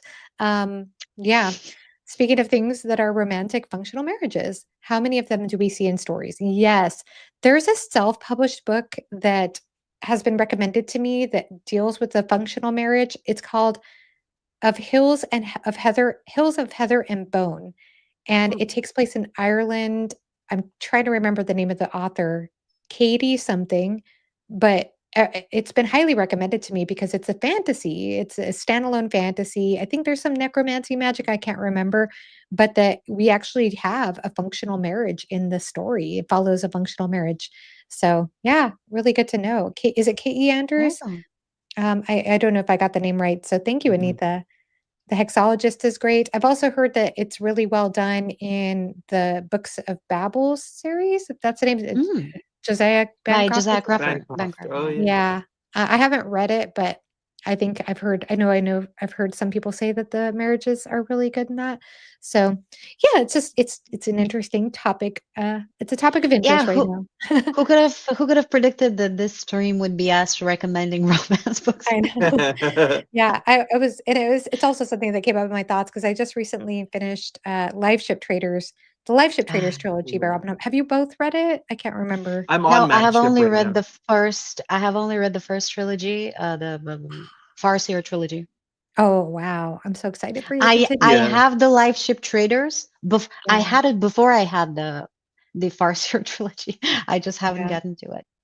And so you're halfway through Mad Ship right now, Nikhil, Yeah, I'm or? about halfway through. Yeah, I just Ah, set it down because of these other read-alongs and stuff, and it's like it's always the trying to figure out how do I read all the books I want to read, but I'm really enjoying it a oh, lot. good. Yeah, Yeah, Nice. because I I was remember. yeah, I was gonna joke. I'm like, people who say that they hate love triangles and love Life Ship Traders, how could you say that? Because there are like 3 in book Right, 2. right. I know. I There are know. like 3 in that book. I wasn't a particular fan of one of them. It Mm, just wasn't interesting to me at all. yeah, But otherwise it was yeah, it's a really excellent series, it is. for Yeah. the most part. I have my criticisms here and there of Live Ship, but oh my gosh, I'm such a Robin Hobb fan right now at the same time. I I love really her wanna go writing on. style. Yeah. Yeah. Me too. I keep hearing about Shauna Lawless lately. Oh This is yeah. an author that's come up on my radar a lot lately, Gail Song. So, I think this is the same author. I Children wanna of Gods and Fighting Men. Is that the one? yes, that one. I keep hearing about this series over and over again. People keep talking about it. Yeah. So, Same. Mm, yeah. Yeah. all right. Oh, it has one of these covers that make me immediately think I won't like the book. But if people say it's good, I have to check What it makes out. you think you won't like the book? I'm curious. It reminds me of the generic romantasy cover for some reason, even though it's not. It just when you Mm. glance over it, it kind of I don't know. There's something about it that that's not very enticing. I like cheesy covers, and this one is Oh. clearly not that. So immediately, I'm not interested. That's so interesting. I Yeah. love I love the 80s and 90s fantasy covers. Some of Mm. them are Oh yeah. brilliant, but there are a lot of cheese there, and that's my thing. I love that I stuff too. I always laugh at the Wheel of Time original hardcover. Oh yes, What's yes. where Rand looks different on every cover. I I think this want Lord of that. Chaos is looks like Impossible to a find, but if I yeah. could, this is what they would all look like. All books Wow, ever. that's so fun. That is so cool. Um, Uh, so yeah, what are you all reading right now? well, where do I begin? Um, I'm currently reading 3 books, which is 2 less than I did yesterday because I finished 2.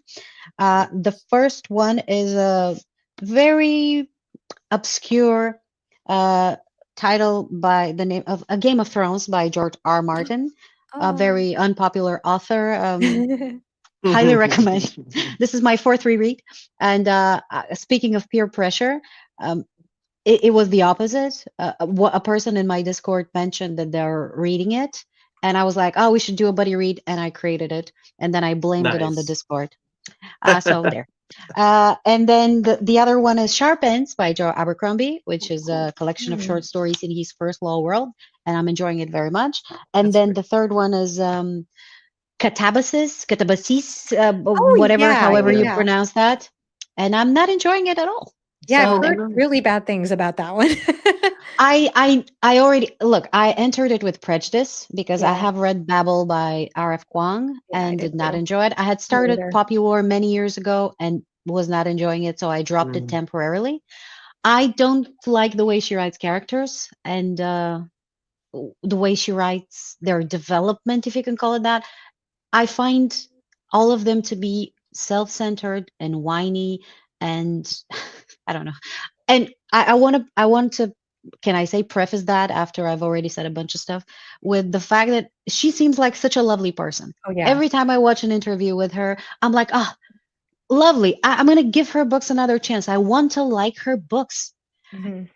I do not. I'm mhm. not liking it. I'm 50 pages into it. I mean, granted, that's not a lot, but I'm not I'm not enjoying it. I can't wait to hear your review of that because Yeah. I feel like I have a guilty pleasure of enjoying people's rant reviews of that book right now because Oh, that I've kind of just I feel the same way. I read the Poppy War trilogy. For me, my enjoyment just totally dropped off in the third book. I was like, oh, really? It was a very disappointing ending for me. And then I read Mm. Babel and I did not like it. multiple levels. I just had, yeah, I unhauled it. I gave it away. Yeah, same. Same. Yeah, And it was a beautiful Illumicrate special edition and all of that, Mm. and its own box and whatever. I gave it away because I couldn't. I didn't want to yeah, look at it. yeah. I, I had the same problem with Poppy War. I think I read the first two out of the three books, and I just felt like the main protagonist was kind of unlikable, and I just couldn't Kind connect. And of. I was like, kind of, just little. And then I'm about 110 pages in Catabasis, and I Oh, kind of really? yeah, I soft DNF'd it for now. Not because I was like hating it or anything, but I was like, I'm not enjoying it enough to continue at the moment, and I had other stuff I wanted to read. So Yeah, I'm like, oh, maybe I'll continue it later. I didn't dislike the character so far as much as I did in Poppy War, but that's not Ah, yeah. saying much. So we'll see. You know, We'll yeah. see. During my TBR video, I was reading the synopsis because I'd seen it all over social media. That's actually how Mm. I got it on the TBR. It was the first book I saw on social media. Um, I I I read the synopsis and I was annoyed by the end of it. Like the Mhm. way that she described the main character and her motivations. I was like, are you serious? Am I mm, supposed to like care about anyway? Um, again, I might be really wrong, and if I am, I will definitely admit it. Because first time I read The Sword of Kaigen, I also felt this way similarly about the main character in the Mm. beginning, and mhm. then within 20 pages, I was apologizing for my opinion. So maybe she'll change my mind. I don't know. Oh, yeah, yeah. Well, I love that too. I hope it's a positive experience, that you don't spend your time with a book that you're not enjoying, of course, but very curious. I don't think I'll be picking that one up, but There. what I else are you wasn't reading? gonna. Yeah. What else are you reading, Nikhil? Yeah, so I'm reading Circle of Days by Ken Follett. It just came out on Tuesday, Oh, and we're doing it as like a channel read along. So we're taking like five Nice. weeks with it, which it might be too long because it reads really fast. It's like 700 pages, but it's blazing fast as a Ken Follett book usually is because he came from like a thriller background, and so he knows how to plot and pace stuff really well. So even his big books, it's just like you fly through. But it's about the making of the Stonehenge essentially, and it's kind of historical Oh, that's so fiction. cool. So far I'm liking it. I'm not liking it as much as his other works yet, but it's early. I think I'm only like 60 pages in or something. That's yeah. I still got a ways to go. Then I'm reading Green Angel Tower Part 2, Tad Williams. Ah, It's part of a read I need along, to get and to that. I freaking loving that series. I don't. I even like the imperfections of it. Yeah, yeah. Um, Everything there's about it something I about it. love. It's just Even the so things that charming. I would dislike in other books if I saw them. In Hmm. this one it works. I don't know. Yeah, and wow. and and then wild card one, actually, a friend gifted this to me for my birthday last month, and I haven't gotten a chance to read it yet. But it's called The Last Days of John Lennon, and it's a James Patterson book. So Huh. apparently, it reads kind of almost like a novel. So that's kind of Oh, interesting to me, and I love the Beatles, so I'm like, I have to read it. yeah. You both are Very like cool. multiple books at once type of readers. That's amazing. I don't Yeah. recommend, but yes. Yeah, What are yeah, you Well, reading, Joanna? yeah. well, right now I am actually reading 3 books now. So I guess I'm guilty of doing the same Aha. thing, but that's not as typical for me. Usually it'll be like 1 audiobook, 1 physical book, or a Right. Kindle book. But I Mm. am reading 3 only because the buddy read I'm doing with Jake at the Yeah. sort of lecture, we're doing only 2 chapters a day, and the chapters are super, super short. So that Oh, does give me some more time. And I picked up a book on a whim. I picked up Windhaven, which is a standalone sci-fi fantasy book by George R. R. Martin and, oh. is it Lisa Tu is it Tuttle? I think it's Lisa Tuttle? Um, I know Anita read it. Anita, if you're in the chat, let me know if I got that name right, but it's interesting because I've been trying to put together, a list of fantasy standalones to do a recommendation video, and then I was on a discussion last weekend, with my friend Jimmy Nuts and with Josh from Red Fairy Books, and, uh, and we were and basically Jimmy sold it. He was, like, talking about how incredible the book was, and then, after that, I also saw that Bookborn did a top sci-fi books video, like her favorite sci-fi books, and she listed that as a sci-fi book, and I thought, "Is it a sci-fi book? I didn't realize that." Interesting. And so I picked it up and I saw it on Goodreads. I never trust Goodreads anyway, but the No. labels that they put on things, because Mhm. it does say science fiction and it does say fantasy. And so I asked some friends in the Discord, I said, "Hey, like, is this fantasy or science fiction?" And they all said it is science fiction, but it feels like a fantasy book. And Nice. sure enough, I'm not very far into it. I'm only 20% into the book, but I'm really enjoying it so far. It's a very Nice. easy read and it's immediately immersive. I know Bookborn said it's right now one of her favorite books of all time. Like it's that Wow. high of a status for her. And My it's not God. terribly long. It's just like over 300 pages, I think. So yeah, I got curious about it and I didn't know what I was in for. And it does feel very fantasy to me, like the language, the prose Mm, feels like a fantasy book, but at the same time, it is set on another planet. Like Earth, like people from Earth, I guess, have sailed the stars on a spaceship, ended up on this other planet that's more water with lots of islands. It's very windy, lots of rain, and these people there, they become flyers. There are certain people who become flyers that they have these like it's almost like if you think of hang gliding, but they have these like yeah. wings where they could fly to island and island to island, and that's their form of communication. And it's about a young girl who wants to be a flyer more than anything. That's her dream. And you see how her dream either manifests or there's conflict with that, but it's immediately immersive. It's an immediately gripping read. And Wow. so, yeah, Nice. I'm really enjoying my journey with that so far, especially after hearing so much high praise from others. And then what else? I also picked up an audiobook. Now with audiobooks, I'm so bad with audiobooks and sometimes I have a hard time paying attention. So Yeah. sometimes I DNF audiobooks like crazy. So hopefully I make it through this one. But I picked up one that I think was written in the 90s. I could be wrong about this, but it's called The Book of Skulls by Robert Silverberg. Hmm. Robert Never Silverberg heard of it. is I think he's a Mm. Nebula award-winning sci-fi Oh, author. nice. Yeah, the people in the sci-fi world, I always hear about him from science fiction readers. Like he's very prolific. He's been writing for decades and decades. And this book is about four young men around 2021. It's multi POV. So we switch perspectives every chapter, and the audiobook has multicast narration, which is cool. And they're Oh, on this nice. road trip from New York to Arizona during their Easter break because one of the students, they're all from a college, one of them has translated a book that talks about a place in Arizona where I guess there's this book of skulls where I guess two of these four guys can get immortality and the other two have to die. And it seems like they half believe it, but it's more like, let's do this fun college adventure together. Yeah, Maybe sounds it'll like happen, fun. maybe it won't. It's interesting. It's interesting so far. I'm still trying to make up my mind about it, but yeah, I'm intrigued. I'm intrigued. So Nice. I keep on That's wanting to cool. listen to it. So we'll see if I get through that. But yeah, those are the books I'm reading right now. And it's been an interesting mix for sure. Yeah. Yeah, sounds like it. By the way, Windhaven, I just looked at the cover. It's the type of stuff I like. Some Oh, Yes. nature and some art on top of it that has nothing, like they don't match, but this is the kind of cheese I like. Mm, perfect. So Yes. I'm I think it was definitely written in the putting it on 80s. the TBR. Yeah, yeah, Yeah. yeah. This is my thing, apparently. Yeah. So definitely gonna pick it up. But I've heard that a lot of George R. R. Martin's other works, by other I mean everything that's not A Song of Ice and Fire, are themed as humanity going to another planet. I've heard, I hmm, forgot the Oh. name of the other that's story, interesting. but there is another one about humanity going to another planet, and it's like a hive mind kind of thing.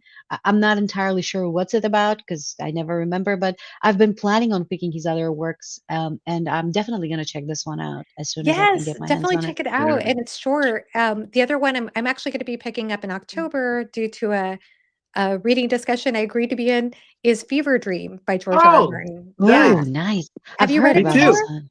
You did. Ah, nice. Nice. Is that one that's with Oh, very cool. vampires? Is that right? It's a vampire book? It's a vampire book. Yeah, I haven't read any other George R. R. Martin stuff either, so I'm Oh, wow. excited. It's gonna be fun. Yes. Yeah, Very cool. Yeah, it we'll have seemed to compare cool. notes. Yeah, I'm really excited to get to it because I hear Yeah, it's got some really cool historical fiction aspects to it, and Right, right. Yeah. yeah. yeah. Joanna, Heidi mentioned something about childhoods, and this is another Oh, one I've yeah. heard about that I've heard that is great. Oh, I've heard Childhood's End is fantastic things about that. amazing. Yeah. Amazing book. It's like one of my favorite sci-fi books. Oh, tell And us about it. What do you I love just about read it it? like last year, I think it was. And it's incredibly short, but it packs so much into it. It's kind of divided into three different sections, and basically, it's like the idea that what would happen if humanity got everything it wanted? You know, like Oh, what if instead of this is kind of on the back in a sense, but it's like what if there was an typical alien invasion story, except the aliens are much smarter than us, and they're like, we're gonna help you guys Impossible. solve your problems. What is it as good as it seems? What would that do for humanity? What would that do to humanity? Knowing It's in humanity, probably nothing good, but I'm curious to read it. well, it's that makes it sound like a fascinating. good book then. It's mind-blowing. I highly Awesome. recommend it. It was my Oh, first Yeah. it I'm was my excited. first Arthur C. Clarke, actually. And Nice. I'm like, now I have to read more of his stuff. Yeah. Wow, Oh, thanks and for yeah, your endorsement. Yeah. yeah, Oh, and then a song for Leah just mentioned in the chat. Yeah, that's the one I was talking about that somebody Oh. mentioned to me, and it's been on my DVR for I don't know 1,000 years at this point.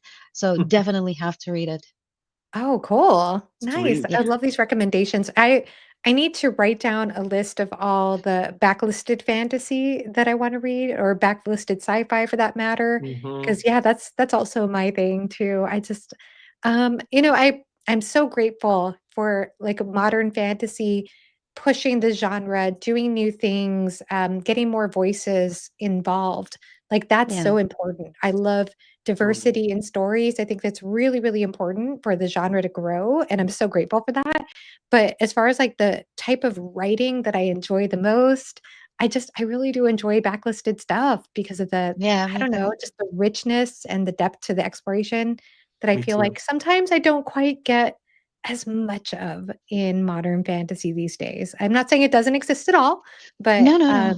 but yeah, There are other beautiful things that modern writing brings, but I for sure. think in the environment, and we go full circle back to the times that we live in with the fast Mm, entertainment that's coming. uh, yeah.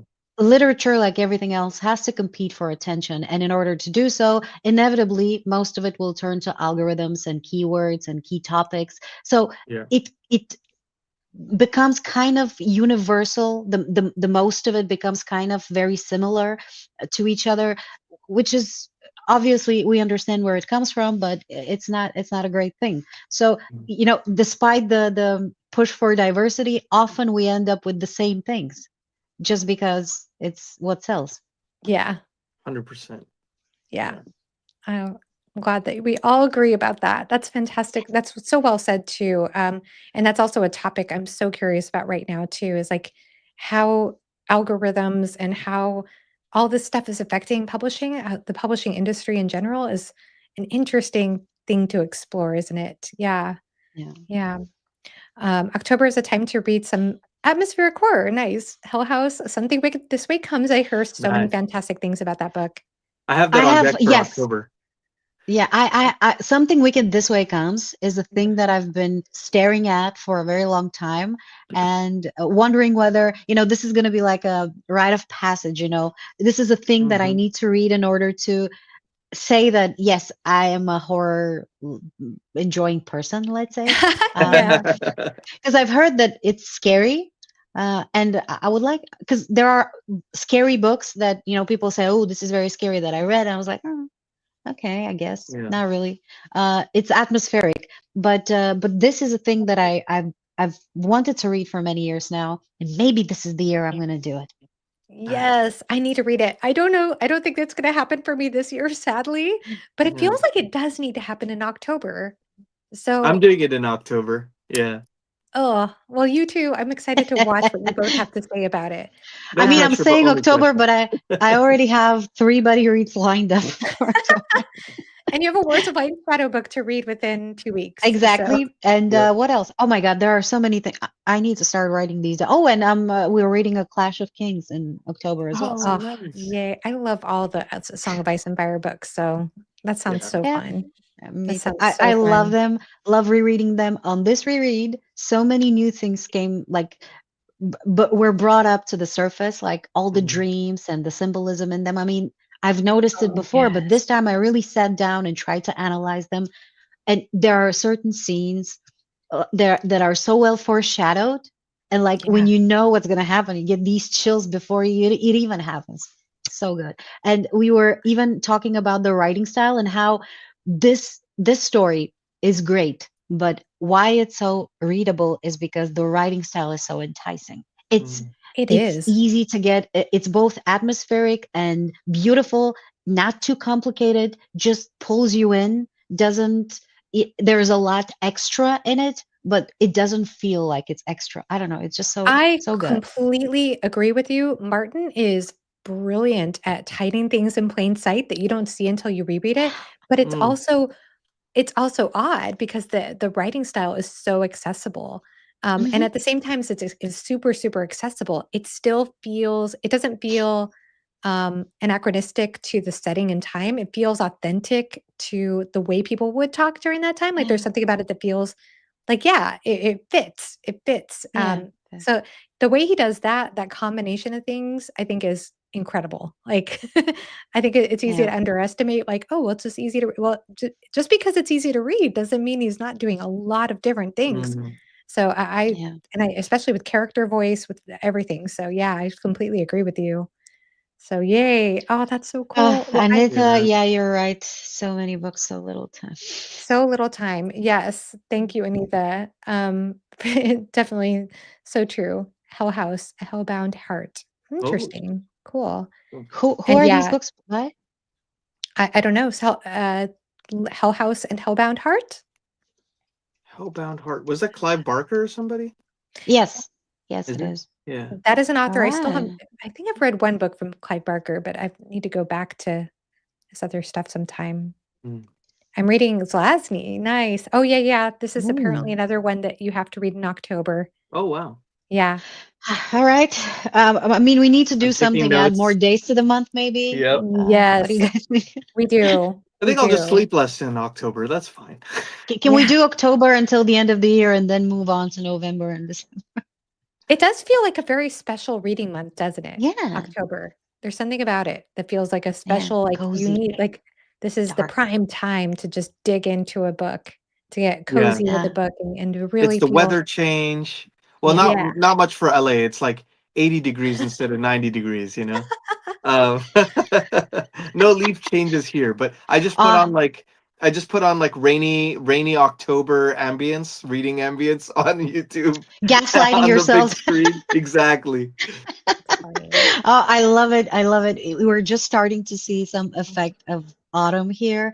And I'm Oh like, yeah. yes, I come alive. This is my time. Ah, nice.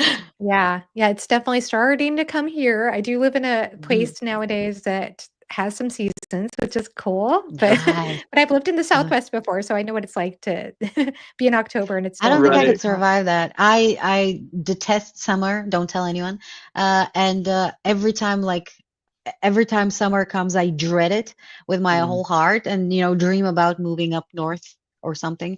yeah. But then I love that the seasons are changing because as we say here, it's a saying in Bulgaria, we get to complain about different things every few months, which is very important. Yeah. Yeah. For sure. Oh, Hell House is a Richard Matheson and Okay. Hellbound Heart is a Oh, novella Richard by Matheson, didn't he write what was it? I'm a Legend. I'm Legend. I Did he? don't Oh, I didn't know that. know. I I don't think that know. was him.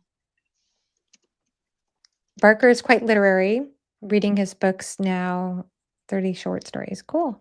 Book of Blood, sorry, Books of The Blood blood. now. Yeah, right, right. Cool. Nice, Heidi. Thanks for sharing that. Yeah. Heidi Uh, always has the best recommendations. Yeah, that's by yeah. him. Yes. Heidi and I share a similar love for a book by Tanith Lee called Electric Forest, which is a sci-fi book that is very short. And I discovered it, I think was it 2 years ago now?